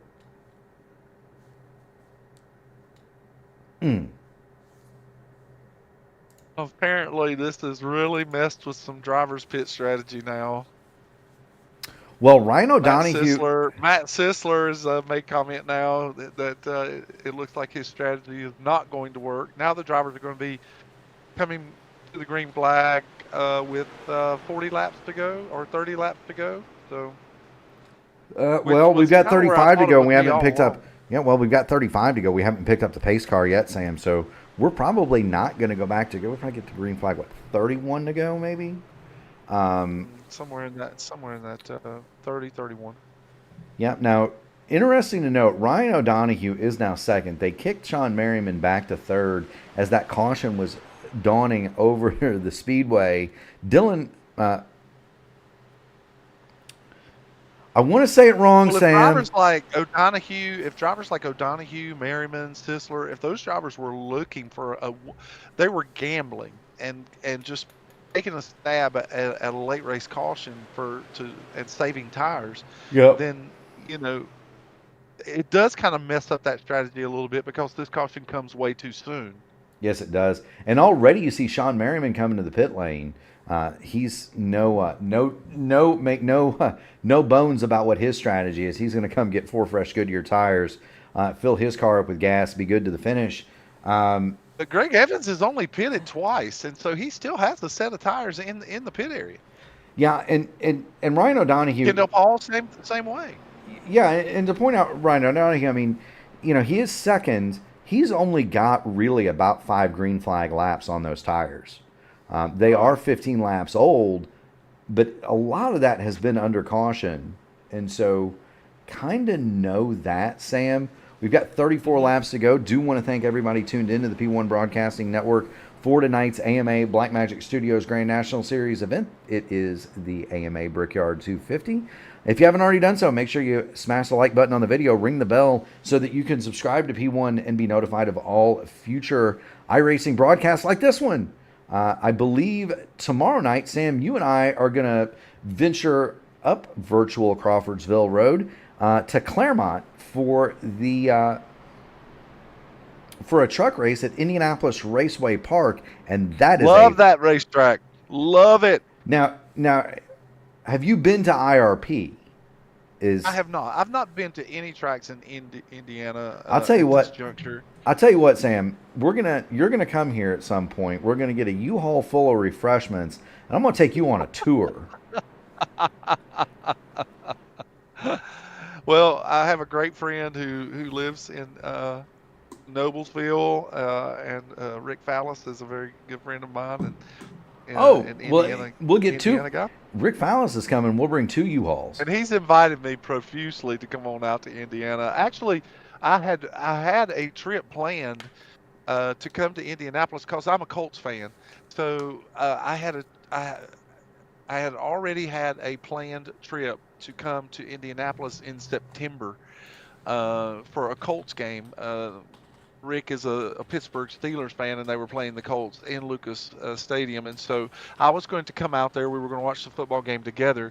But at the last minute, I canceled the trip because there was an event that was coming through North Carolina called Hurricane Helene. Ooh. And it absolutely destroyed Western North Carolina. And I did not want to leave my wife and my mother-in-law home that weekend with that hurricane coming through, so I had to cancel the trip. So I missed that opportunity, but I needed to be home for my family. I'll tell you what. Especially after all I'll that. tell you what. You come. You bring Rick. You come. You bring Rigney. We'll catch Rick D. We'll get 3 U-Hauls. There are about 15. Good luck getting Rigney out of West Virginia. There are about 15 different. There are about 15 different racetracks that I could take you to. In Indiana, I'm sure you could. Most of them dirt, most sure. of them awesome. IRP is not just the oval; that's also the home of the U.S. Nationals. It's people might not realize that Labor Day weekend, the U.S. Nationals, that's the biggest drag race in the United States. Right. So Indianapolis annually, you think about this, you've got the Indianapolis 500, which by far and away is the biggest single-day sporting event on the planet. The Brickyard 400 for a long time was the second biggest single-day sporting event on the planet. And the U.S. Nationals, for a while, they annually drew 250,000 people to those things. It was by far and away the biggest drag race on the planet. But that all happens out at Indianapolis Raceway Park, much more famous as a drag racing palace than an oval even. Also, I will tell you who is not going to pit for the rest of this race unless there's a late race caution. Greg Evans. I don't think you're going to see anybody pit unless they need damage, Sam. Unless they're in the back. If there's a caution halfway through this last stage, that people will pit if they have a set of tires left. But I seriously doubt, unless it's a late race caution or a mid stage caution, that Greg Evans will pit. I really do. I agree with you. No one's going to pit if it stays green. No, but I don't. I mean, I would be done But pitting. if somebody too. has a set of tires and there's 20 laps to go, 15 laps to go, yeah, pit. Get that last set of tires. Absolutely. Depending on where you're at, of course. Greg Evans is gonna jump out to the lead. Dylan, say it, Sam. Godinez. Dylan Godinez is second. Ryan O'Donohue I has. probably butchered it 2 or 3 times. I got so excited tonight, so he'll just have to give me a little time. Sam, if there's nothing that we're good at here at the P1 Broadcasting Network, it is butchering names. Right now, Greg Evans is butchering the stopwatch. He's jumped out to about a quarter of a second lead. Dylan Godinez is second. Ryan O'Donohue is all over the back of the 08, and David Dunwoody is lurking in fourth. And remember how quick he's been on these short runs, Sam. He might make a run at the top spot here. There he goes. David Dunwoody is. It's going to be exciting to see what he wants to do here in the top 4 positions, because he has been driving in as deep as anyone we've seen in the race tonight. And Godinez is not going to give this position up easily. No, and Ryan O'Donohue does have position there on the inside. I thought they were going to touch, and it didn't help that that Dylan blinked. That's so close. Yeah, it didn't help that Dylan blinked a little bit there either. Godinez is running along in that second spot. They're in hot pursuit of Greg Evans. They just can't quite seem to get there. Ryan O'Donohue so close. And Matt Sisler just makes contact with Sean Merriman back a few positions back, but he thinks wiser of it. He backs out a little bit. Well, there was also single file racing. There was also contact between Godinez. Godinez. And it's not Godinez, but Godinez and Greg Evans both got very. Greg Evans both. Yeah, they both got a really poor run off of turn number 4. That opened the door for Ryan O'Donoghue. He's going to slide up into the lead. O'Donoghue first, Godinez second, Evans third, Dunwoody fourth, and he has a rear view mirror full of Mr. Excitement, Justin Osterman. I really wonder. I don't know that I really don't know that Evans got out of shape. I think that was way more pace than he wanted to race right there. I think that was way more pace, and he just decided to fall back a couple of positions so that he could save tire for the long run. That's exactly what that looked like. I looked at the car. I looked at the orientation of his wheel. It just looked like he just kind of pulled over to allow these guys to get by and run a faster pace. Honestly, I believe that that's exactly what he did. Now, Godinez, on the other hand, may have checked up, thinking that something was wrong with the deuce, and that checkup allowed Ryan O'Donoghue to pass them both. Well, and O'Donoghue has jumped out to a big lead, Sam.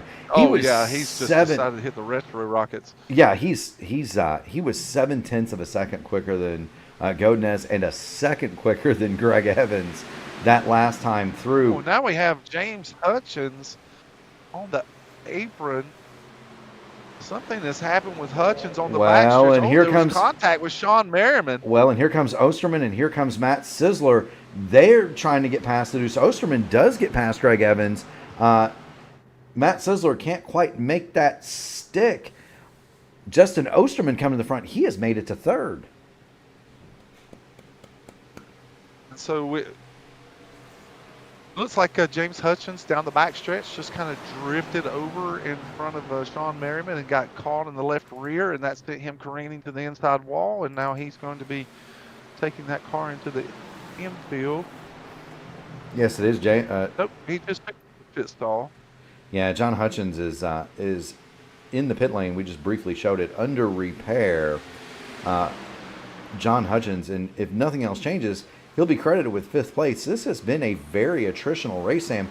We've only got 14 cars left on the Indianapolis Motor Speedway here with 28 laps to go. We're watching Justin Osterman has made it to second.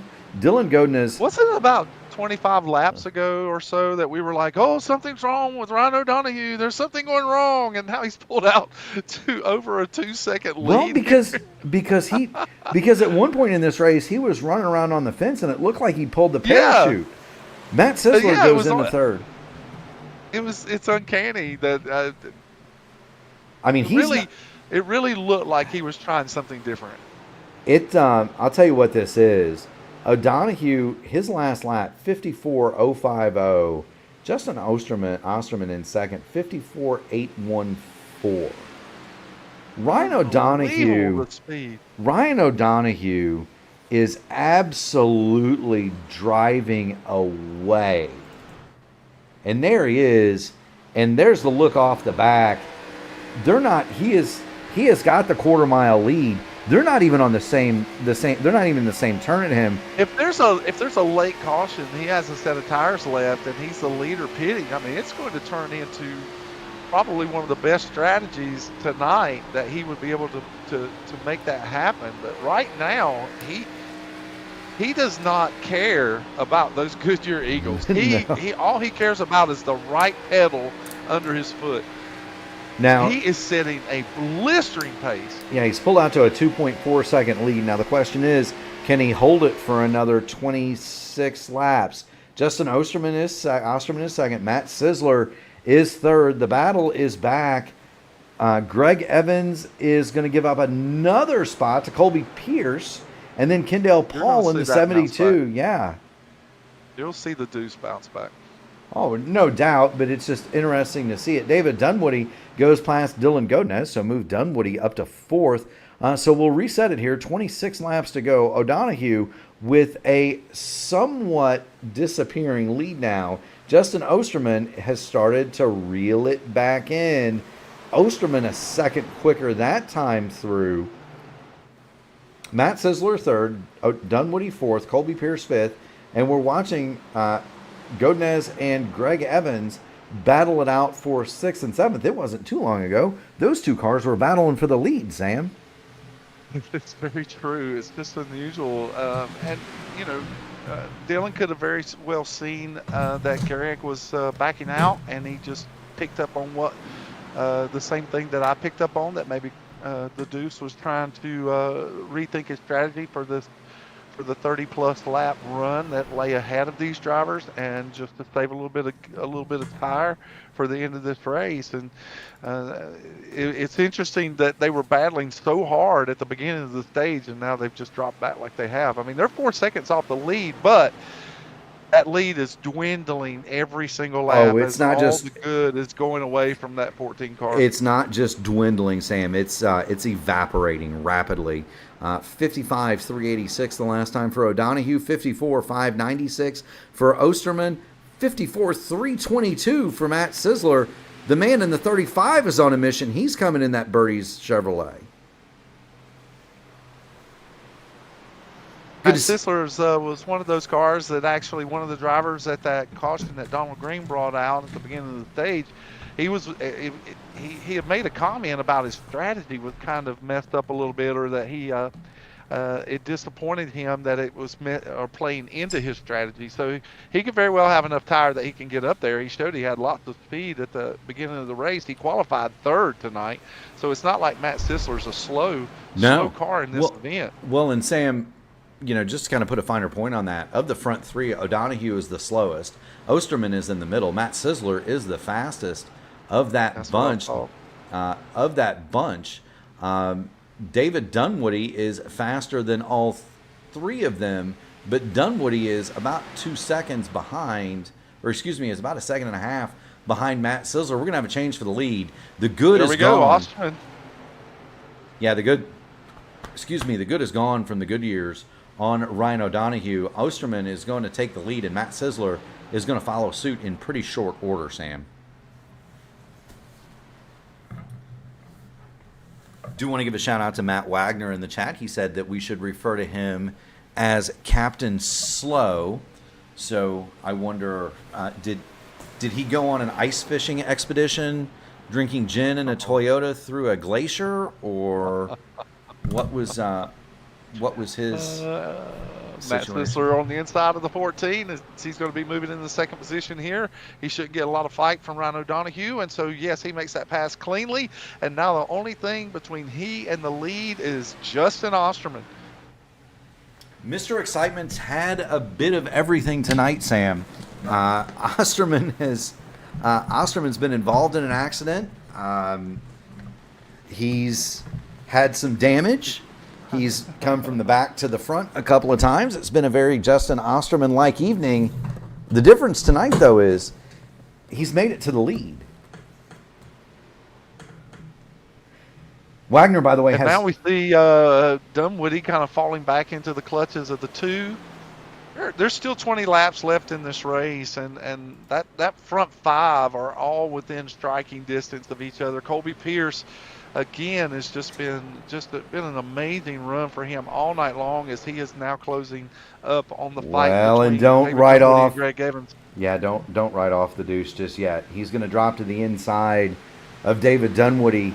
He was the fastest car in the top five that last time through, and I got to bill you right, Sam. I think he backed off, saved his tires, knowing that if this race stays green, it's going to be a tire run. He's gotten past Dunwoody. And he's going to draw a beat on Ryan O'Donoghue and make that pass in pretty short order. O'Donoghue. Oh, yeah, especially as old as O'Donoghue's tires are. Yeah, Ryan O'Donoghue just does not have any grip left. He made the bid to get to the lead and build a lead, but he wasn't able to hold it. Even with the clean air, as we see Lee Campbell come off the pit lane 2 laps down.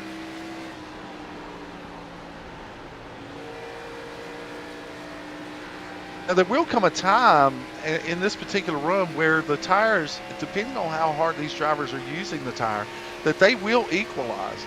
And if Ryan O'Donoghue plays his cards right, I mean, the other driver's tires could equalize to a point where he could maintain long run speed, but it's just really hard to tell with tires that old and where the equalization will come into play. Yes, it is. Well, and remember, there's a couple of heat cycles in there too, Sam. Yes, sir. It's not just a set number of laps that you've got to figure. Either way, cue the Jaws music, because Greg Evans is coming on Ryan O'Donoghue, and those two have had their share of races this AMA Blackmagic Studios season. All four of the top cars are all within a tenth of each other. All of them that time by, they all ran laps within 1/10 of each other. Yes, they did. Justin Osterman is going to be your leader. There you see Matt Sizzler in second, and we're trying to track multiple battles here. If we keep the camera on Sizzler, I believe that we can see everybody.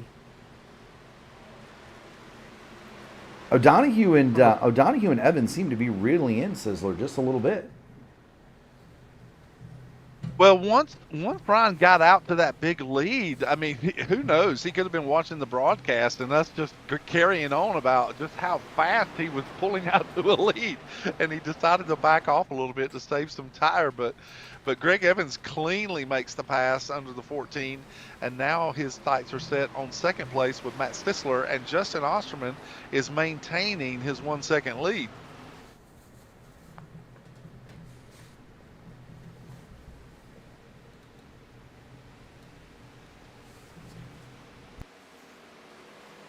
You've got drivers that have been fast in second and third place. They've been running in the top 3, top 4, top 5 most of the night. Matt Stisler as well as Greg Evans.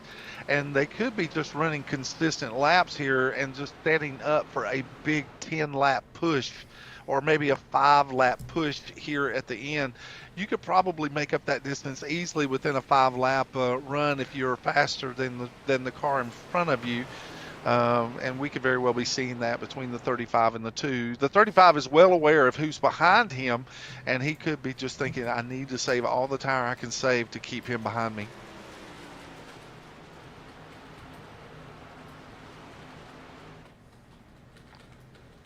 We see now Ryan O'Donoghue has fallen a little bit off the pace, and now he's a considerable amount of time behind those leaders. All 3 leaders are in the 54.9 range.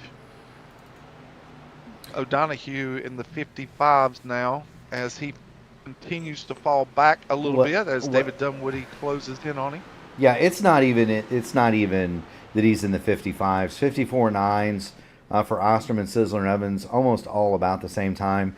Ryan O'Donoghue is 0.6 of a second slower.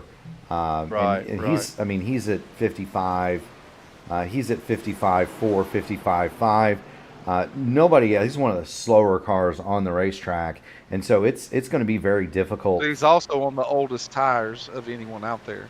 Yeah, and I mean, I don't know much about anything, Sam, but I might, if I was him, well, I mean, he's going to get a top 10 out of it, but if he was going to gamble on a win, I might hit pit road and grab me four tires if I had him.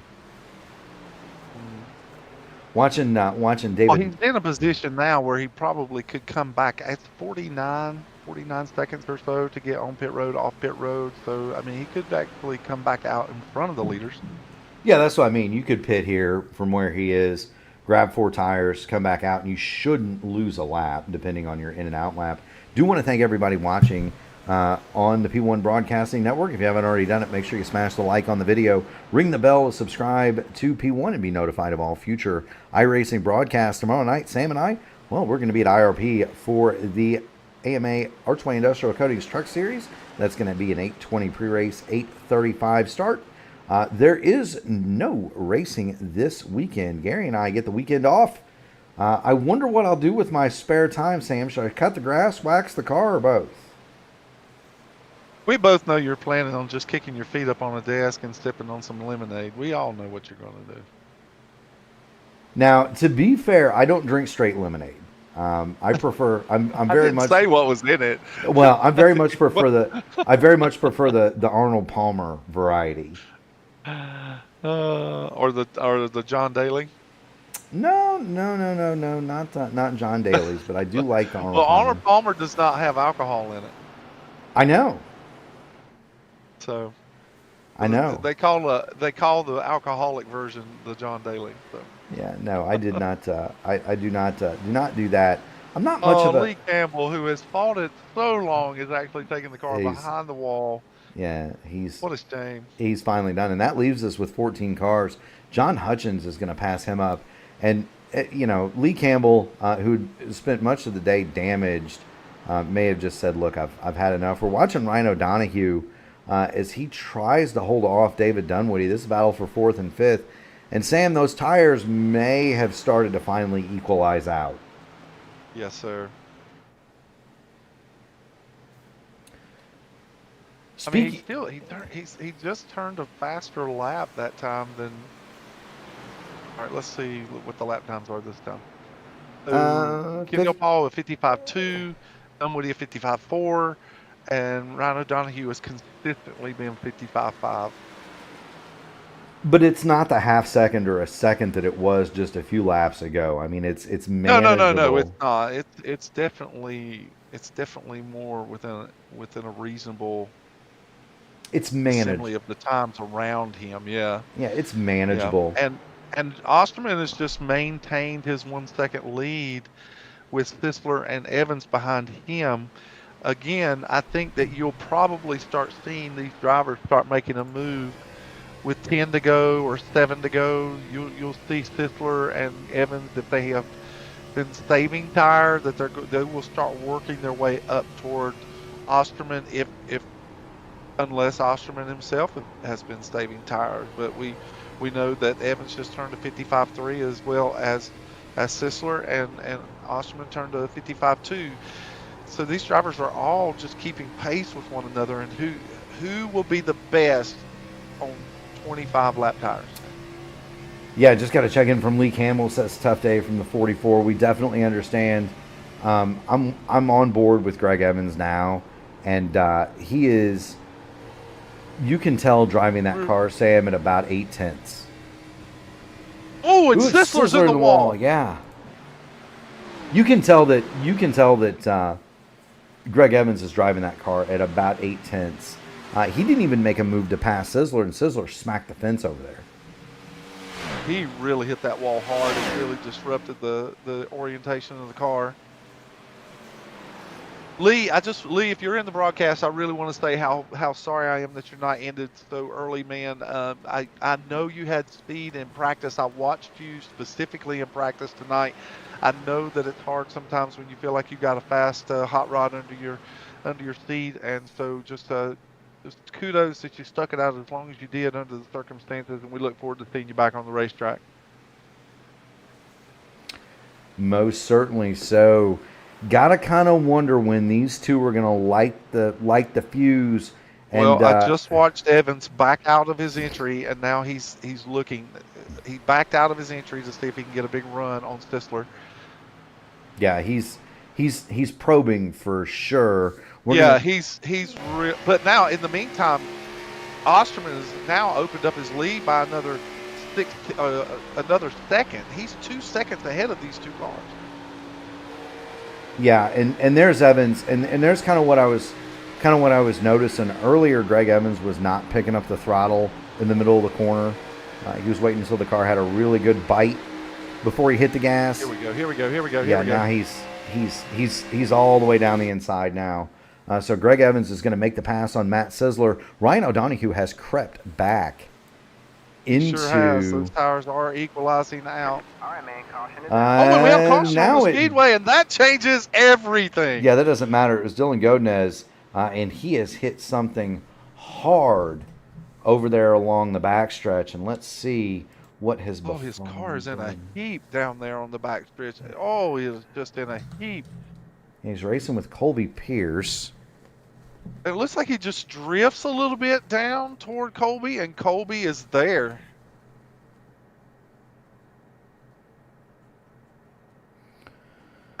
That is a really close call, whether or not the spotter calls car inside. If you really I'm looking at the angle here. I just changed my camera angle, and I am looking at it incredibly closely, and it is just in that really, really thin line area where the spotter may call out car inside, or it may not call car outside. but it looks like Godness just comes off the wall just enough, and Colby Pierce is there, and he catches the left rear of the '08 and just sends him careening down the backstretch into the infield wall. That car is destroyed. Yes, it does. And looking at Colby Pierce, I mean, there's no damage on the 42. That was the lightest of touches. That's the lightest of touches, and that's the thing. That's why I kind of like to run. Dylan is now in the pit area, and it looks like he's punched out. Yeah, he's punched out now. So 13 cars remain. Will there be any takers, Sam? Oh, absolutely. Absolutely. Somebody is going to come in and get tires, if not everybody. Just the ones that have a set left. But if they have a set left, yes, sir. Come get your fresh feel goods. So the answer to that question was everybody. All the drivers have come to the pit lane, and they're going to get 4 fresh tires here, and we'll have what should be a 6-lap shootout to decide the AMA Blackmagic Studios Grand National Series Brickyard 250. Do you know the surprising driver in that last run that really got my attention was Kendall Paul. Kendall Paul in the first 2 stages was just about as fast as Greg Evans. He kept a lot of pace with Greg Evans, and he just kind of rode back there in 6th place. Oh, David Dunwoody with the pit stop of the night. Yeah, and did he take 2 tires? 9.1 seconds. Matt Mettler. He took 2 tires. Yeah, Matt Mettler, David Dunwoody, and Ryan O'Donohue, 2 tires. All 3 of them. Now your pit strategy's playing. Well, I'll take it back. Matt Mettler did not pit. And so... Oh, interesting. Matt Mettler does not pit. David Dunwoody is going to be on the outside of the front row. He has 2. Ryan O'Donohue on the inside of row 2 is going to have 2. Mr. Excitement, Justin Osterman, he has 4, as does Greg Evans on the inside of row 3.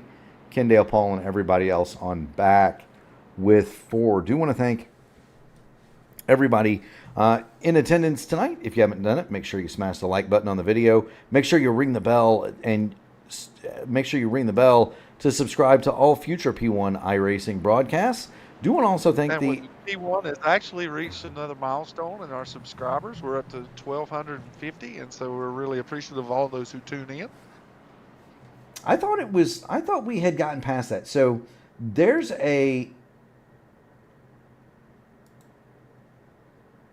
Sam, there is a milestone that Gary Godso and I know where you're going with this. I know exactly. Yeah, there's a milestone that Gary Godso and I are looking at. Yeah, don't let your ego get the better of you. Listen. No, well, it's not ego. It's there was a channel before P1, and Gary and I are very intently, and I can't bring up the analytics while we're streaming, but there is a number that we're looking at very intently, and it is very close. So yeah, I know that, but we're very appreciative to everyone who subscribes. We really are so honored that you chose to subscribe to the channel and come and tune in with us here at the AMA. The racing has been exceptional.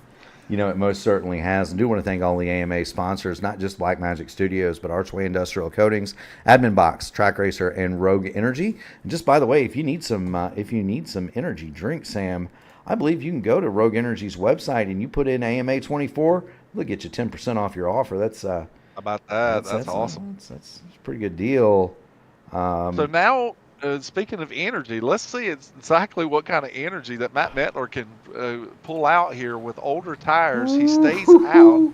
There is a good chance that he could spin these tires in front of Ryan O'Donohue. And then, of course, you have Dunwoody, who only took 2 tires. And so now if this car was not loose enough, if he took 2 right sides, it could literally be a bucking Bronco as he goes into turn 1. He's an accomplished dirt racer, both in life and in the sim, though, Sam. I don't foresee loose being an issue for Dunwoody. Matter of fact, I know Nice. he likes the car. He likes it that way. So we'll see. The green flag He is may in not the like it with the air. 53 glued to his bumper. That's very true. Green flag, green Green flag. flag Oh, is no. out. Oh, Mettler wait, there it spins him. is. Mettler spins the tires. O'Donoghue has nowhere to go. That opens the door for Dunwoody, and we have 5 laps to go. Yep, David Dunwoody gets the break. He is going to lead it through turn number 1, and that car is free, Sam. Osterman hits the wall. O'Donoghue. Justin Osterman Look walloped how the loose wall. the 14 is. He's trying, And and Osterman's really trying to save the car, and Kendall Paul will get a big run going down the back stretch underneath the 53. yeah, now Kendall Paul is going to make it past Justin Osterman here. Greg Evans is looking to the inside of Ryan O'Donoghue. He'll have that spot. Move Evans to 4th, Paul to 2nd, Osterman back to 3rd. David Dunwoody leads by a half a second in Indianapolis. Oh, this is so exciting to see what's going to happen in the closing laps here. Can we see the fastest car that's been here tonight? Greg Evans make up 3 more positions from where he's at, or will he find the fight of his life with these 3 drivers that are in front of him? I can tell you none of these guys are willingly going to move over for the deuce. Well, and so it's going to be exciting to see not where only- we end up. And not Kendall on- Paul loose off of one. Not only that, but those are 3 corporate cars that are under the same general umbrella. Dunwoody, Kendall Paul, Kendall Paul with a and big Osterman. move. Dunwoody with a little bit of discouragement coming down the front back stretch. Kendall Paul's there. He's got the position. Is Dunwoody going to fight him, or is he and going to he'll let him make have the it? pass. Osterman says he wants it. Woo, that's so close. And now that opened up the door for the deuce, and the deuce is there. Osterman's going to spin. Osterman is sideways, and now the caution is out. Justin Osterman Oh, takes but a I don't think that particular incident was that was not our caution, actually. The caution was behind that action. Yeah, so we're gonna show both. Colby Pierce comes up the racetrack and he makes contact with James Hodgson, and they just go careening into the outside wall. That will be the cause of your caution tonight. Yeah, Justin Osterman spun down the inside and was off the racing surface, so he would not have been the cause of the caution. That is correct. That would not have been the cause of the caution. The cause of the caution is right here with Colby Pierce. Who's racing with James Hodgson. Colby Pierce on the inside, Hodgson on the outside. Pierce very low, and that looked like Hodgson's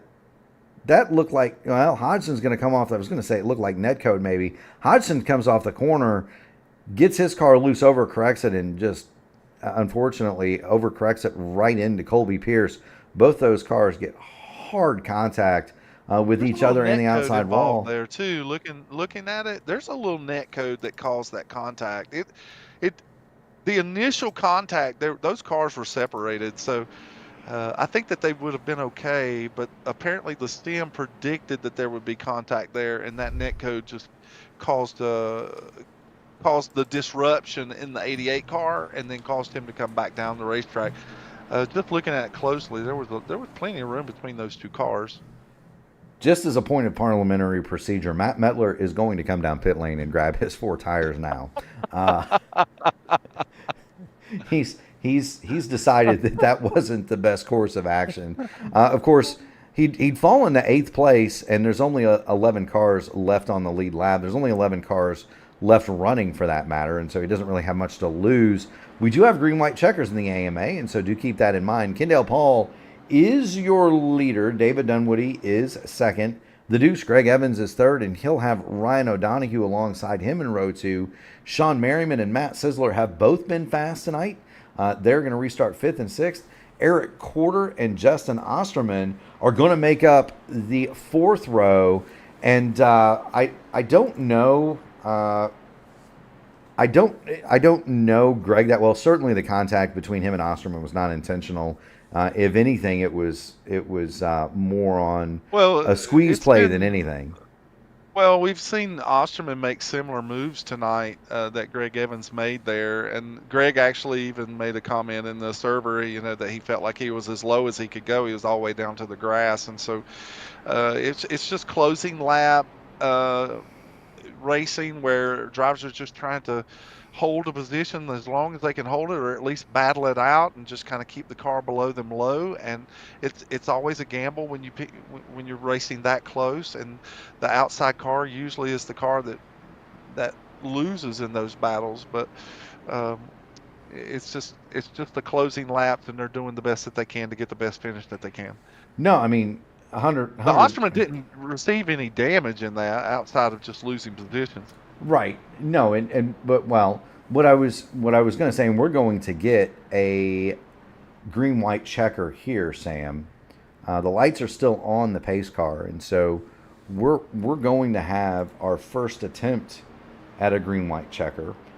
Tell us about the AMA green-white checker rules, if you will. Well, the rule for the green-white checker here in the AMA is that they will do it as many times as necessary to get this race finished under a green flag type situation, or at least until the leader takes the white flag, and then after that, the next flag will determine the finish of the race. And so there are unlimited green-white checkers here in the AMA, and so until these drivers can sort it out for themselves, we will see as many of them as possible. Or necessary. As many as necessary. There you go. Now remember, if we get to the white flag, Sam, that's the magic moment. We get to the white flag, the next flag will end the AMA Blackmagic Studios Grand National Series Brickyard 250. Kendall Paul is going to be your leader coming to get the restart.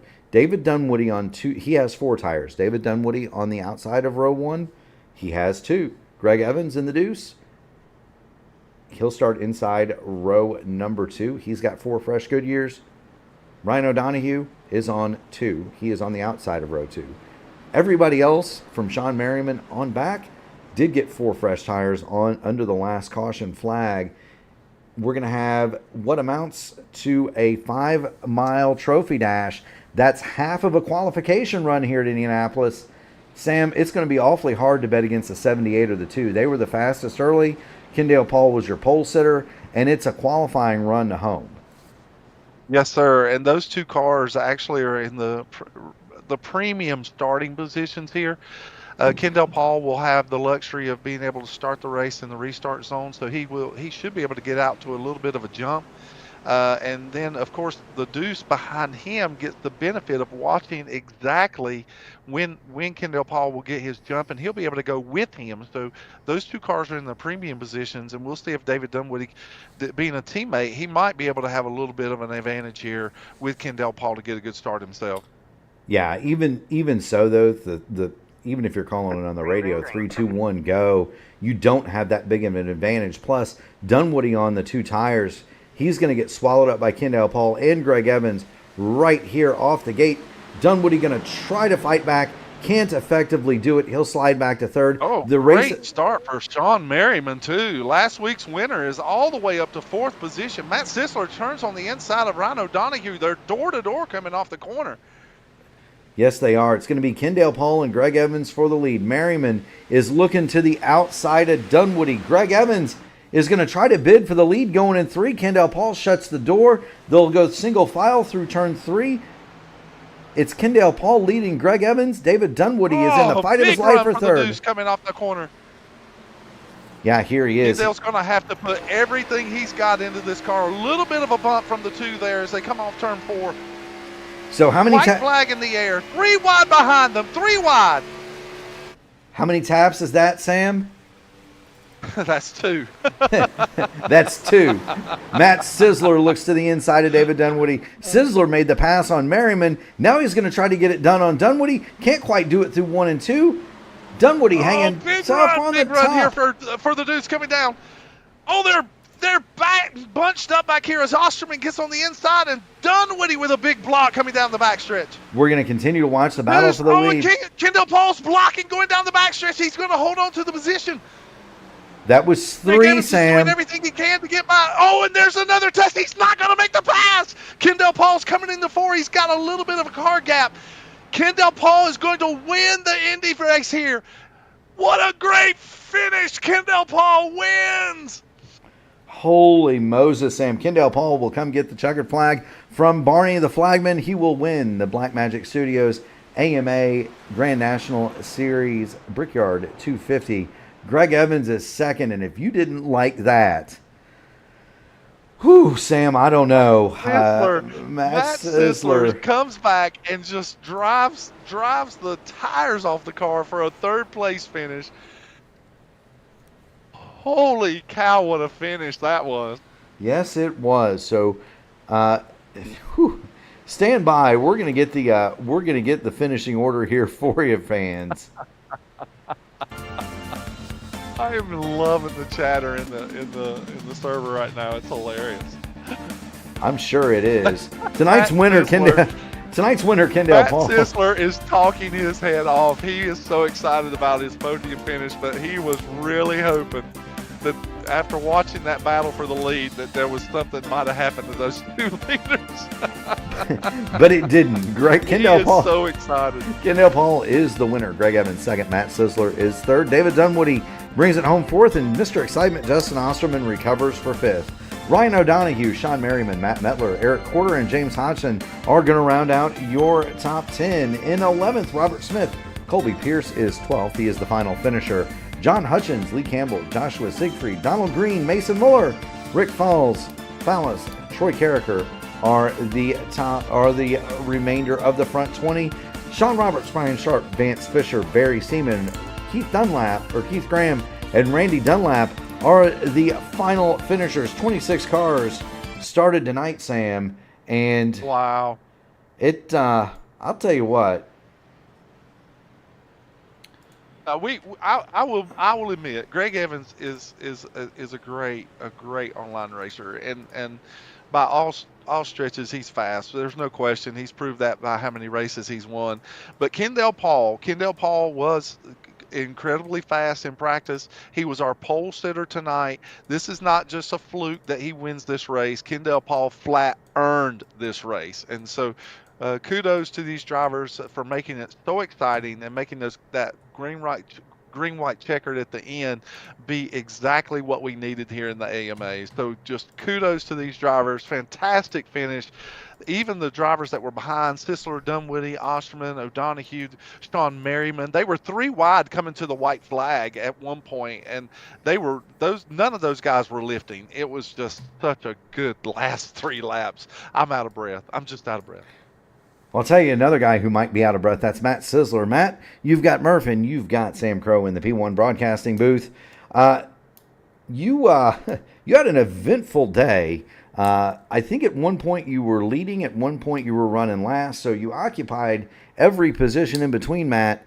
But you eventually come away with third. Talk to us about how you got there, and tell me what it was like having a ringside seat for that last lap battle between Kendall Paul and Greg Evans.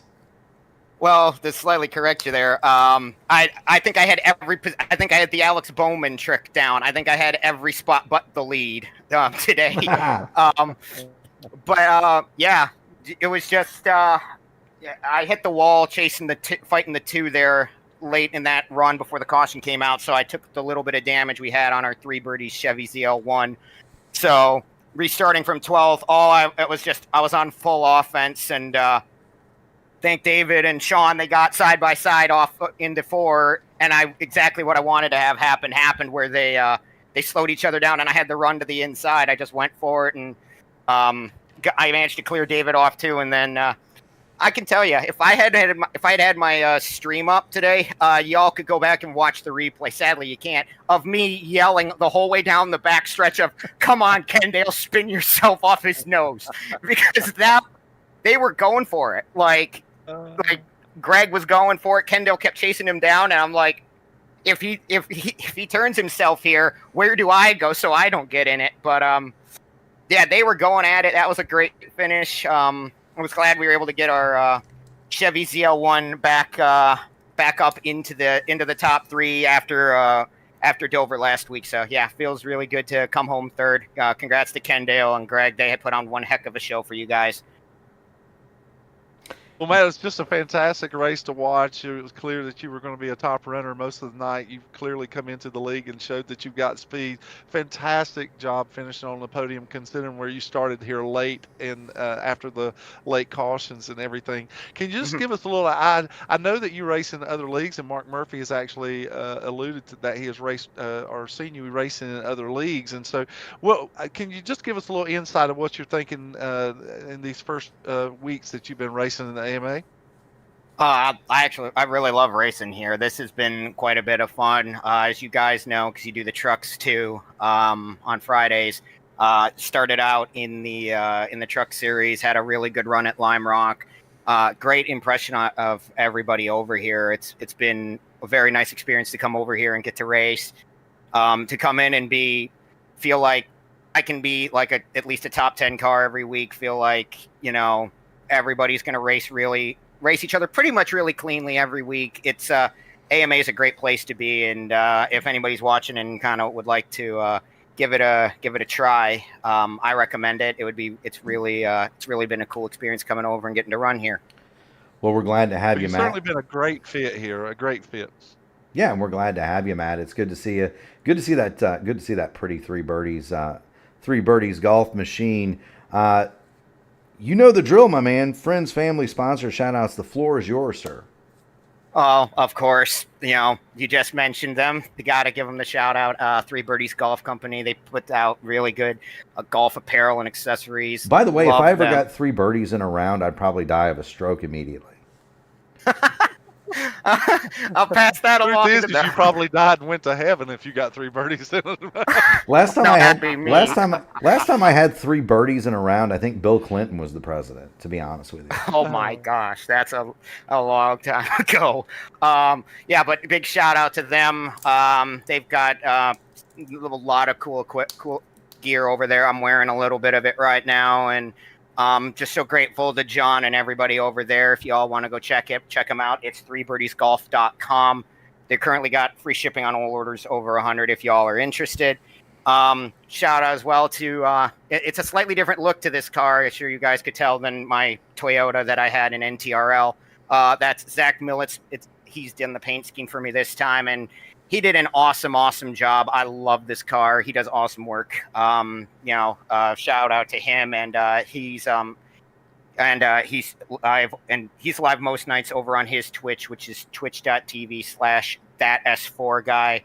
Other shout outs, Celsius for the quick energy to go forward. The Peace, Love, and Paws Rescue in Southeast Michigan.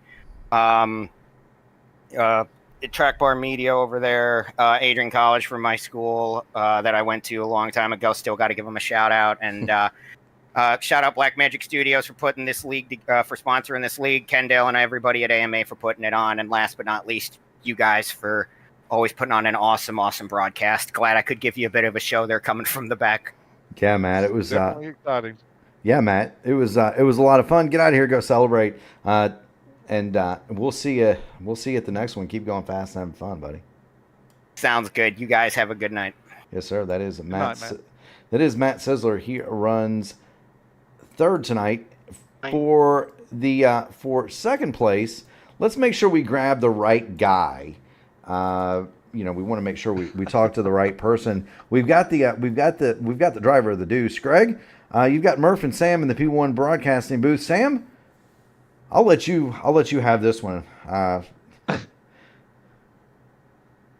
Greg, man, what an exciting race. There was so much. I was actually calling some of your strategy out in the race. I noticed that during one of the stages, I figured the pace was way too much for you, and you just backed out of it coming out of 4. At first, I thought maybe you got into the wall, but I think you just pulled over. Is that kind of the case? You were just trying to save tire for that last run?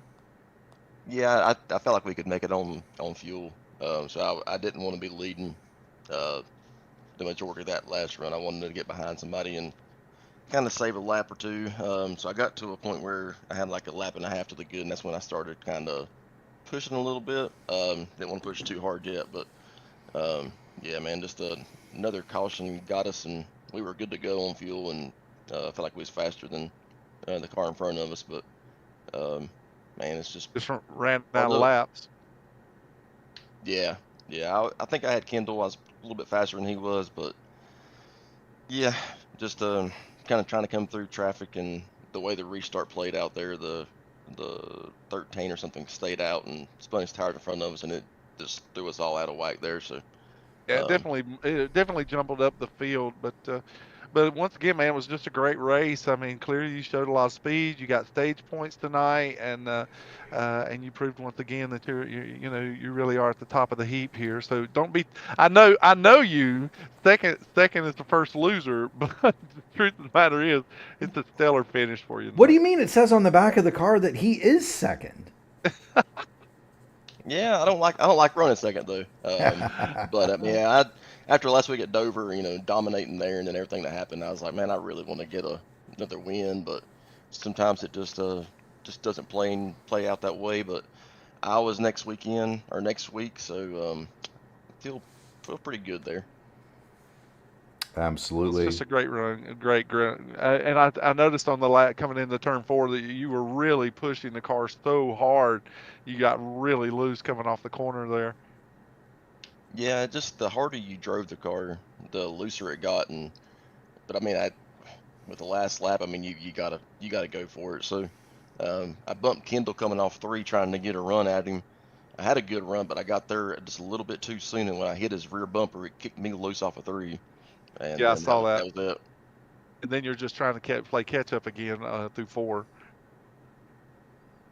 Yeah, it's just one of them things. But Kendall ran a good race. He apologized for blocking, but I told him, I said, man, It's here Indy. and laps to go, yeah, you're gonna do that. I expect it. Yeah. He's like, if you'd have, Well, if it'd be different, it was the whole race, but it's the last lap, and the win is on the line. And it wasn't egregious. It wasn't something a belligerent block where he just ran you down to the grass. It was just a discouragement or just something to say, hey, listen, I'm not going to let you just have it. So I don't think anyone would be angry at that particular instance. What Kendall did, I didn't think it was a belligerent move. no, he told me, he said, man, when I block, I expect it either to get ran through or bumped. I said, man, I should have just ran through you if you was expecting it. If you're expecting it, yeah. Well, But great, yeah, just a man, great finish tonight. Just a great finish, and that thank you opens up guys. the platform for you to mention any shout outs to sponsors, friends, family, whoever. The floor's yours, my friend. Thank you guys. Thank you guys for, like I said, for broadcasting it, and for Kendall for hosting it. Man, and they do a good job over here. It's good to see the car counts back up again. But got to thank Sim Magic, Sim Labs, Sim Shop, Freightliner. So we'll see what we got at Iowa. Like I said, I usually have a pretty good car there. But like I said, we've been fastest. I think the fastest car for the last couple of races, but just the cautions and the pit strategies haven't fell in our favor. So hopefully we can put it to get back together. Well, we're sure that this won't be our last discussion. So great finish tonight. Thank you guys. Y'all have a good evening. Yep, keep going fast and having fun, Greg. That is Greg Evans. He is the second place finisher tonight. And for the winner, we're going to bring in Kendall Paul. Kendall, you've got Murph, you've got Sam Crow in the P1 Broadcasting booth. Talk to me about the block down the back, my friend. Did you expect Greg to get a little bit more argy-bargy, or did you know that? Did you think that he was going to let you go as he did? I was in the mood of block. If I get wrecked, so be it. I'm going down the back straight on the final lap. He made contact with me, and I could have well spun. I mean, that's the choice at Indianapolis, though. It's coming to get a win at Indy. I can't say that I haven't thrown a block to win a race at Indy, a big race at Indy in my life. So I'm not going to say I disagree with you. I told Dunwoody on the restart, I was like, I'm going to block for my life here if Gray gets to me. And he got there alongside. I was blocking there, and I hear Dunwoody in my ear, don't wreck yourself. and I just knew I had to keep the inside locked down, because that's what was going to be the end of the night for the 78. But we kept her straight, we kept her clean, and just had to do a little bit of blocking for a win. Knew ever since we came here, I think back in June, when I came here in person and we see the museum, look at the history of this place, I said to myself, it's like, I really want to win here in AMA at some point. Just the historic significance this place has, and how special this place really is. It really is. It was just fantastic watching you race tonight, Kendall. Kendall, you were clearly fast. There's no question. I mean, you were our pole sitter. You were fast in practice. You led an abundance of laps tonight. But there was one little space there coming up into those late cautions where you were just kind of mired up in 6th and 7th place. Greg kind of alluded that he backed out so that he could save a little bit of fuel for the end if it went green. Were you having a fuel strategy as well? I was fuel saving as well, and I think I overdid it just a little bit too much, and I let them get away. So I was trying to catch back up, and the tires just were giving up, and then I was starting to get tight on fuel again. So I just had to ride there behind Dunwoody for a little bit, and I think I passed him eventually. And then that caution came out. I was just fuel saving there. It was hectic going through there. I think there was 2 different strategies going there. Some of them were going for it, some of them were saving, so it made it a lot hectic than it normally is here at Indianapolis. Well, hectic or not, there's a trophy waiting for you in that very special victory lane here at Indianapolis. Congratulations. Yeah. And they finally fixed the hydraulics so you can lift your car up there now, Kendall. With that said, man, congratulations. I know that a win, Daytona win and Indy, both those places are pretty huge. With the winner comes the spoils. You got the mic, friends, family, sponsor, shout-outs. The floor is yours, my man. Yeah, I got to first thank, like always, Archway Natural Coatings, those guys that make this thing all happen, make the broadcast happen, and really let us do what we want and have our backs 24/7 with this deal. It's really special to have a really good sponsor, just like Black Magic Studios and Admin Box, all those guys that also contribute in some way, in shape, or form. Same with Track Racer Rogue Energy, all those guys that help both on the car and on the league. I got to thank all the team at Dark Horse Performance. Got to thank Dunwoody for kind of walking me through there and helping me out there on that last restart. And thanks to everybody else there at WPI. And got to thank all of you here at the broadcast, keeping the show going. And it's week in, week out. It's amazing to watch, and I really enjoying. And got to thank all the AMA staff as well to help out, make my life a little bit easier when my life starts getting a little bit more hectic. So it's really nice to have them and have the whole team behind you with this league. But yeah, I'm really happy. You should be. I'm sure you are, and you should be. Get out of here, go celebrate, my friend. Keep going fast and having fun. You hear? Yep, you too. You guys have a good night. Congratulations. Yes, thank you, Sam. That is Kendall Paul. He is tonight's winner, and Sam, I can't say that. This race was so good. These last 2 races have been amazing. It was, man. It was so much fun. That no battle. That battle between Kendall Paul and Greg Evans at the end. That's as good as it gets, folks. If you like that, then make sure you ring the bell. Subscribe to the P1 Broadcasting Network, because we've got more of it coming. Tomorrow night, Sam and I will be live from down the road, Claremont, Indiana, Indianapolis Raceway Park, for the flagship series. The AMA Archway Industrial Coatings Truck Series is going to be live at 8:20 pre-race, 8:35 start. Monday night, we're going to have the weekend off. Gary and I won't know what to do with all of our spare time. Sam, I might cut the grass, I might wax the car, I might drink some lemonade, or I might do all 3. Monday night, though, Jacob Collins and I are going to have the IndyCar Series Monday Night Top Split, immediately followed by at 8, immediately followed by the Sim Gaming Expo Open Wheel Series from Pocono. That'll be at 9:35. Tuesday night, Gary Godso is going to have the flagship broadcast, the IndyCar Oval Series Tuesday Top Split presented by Techtopia. That's going to be at 8:15 Eastern. We're going to have Wednesday off, Sam, and then you and I are going to be right back here in 7 days. It's the AMA Black Magic Studios Grand National Series from Watkins Glen. For everybody at the AMA, everybody at P1 Broadcasting, my main man, Sam Crow, we want to thank everybody that joins us for these broadcasts, the fans, the drivers. You are all what makes this a ton of fun. We also do want to thank all of the other people that make this possible. That would be the first responders, the police, the fire, the military, the EMTs, the nurses in the emergency rooms, all of you who do all of the things that allow us to sleep soundly in our beds.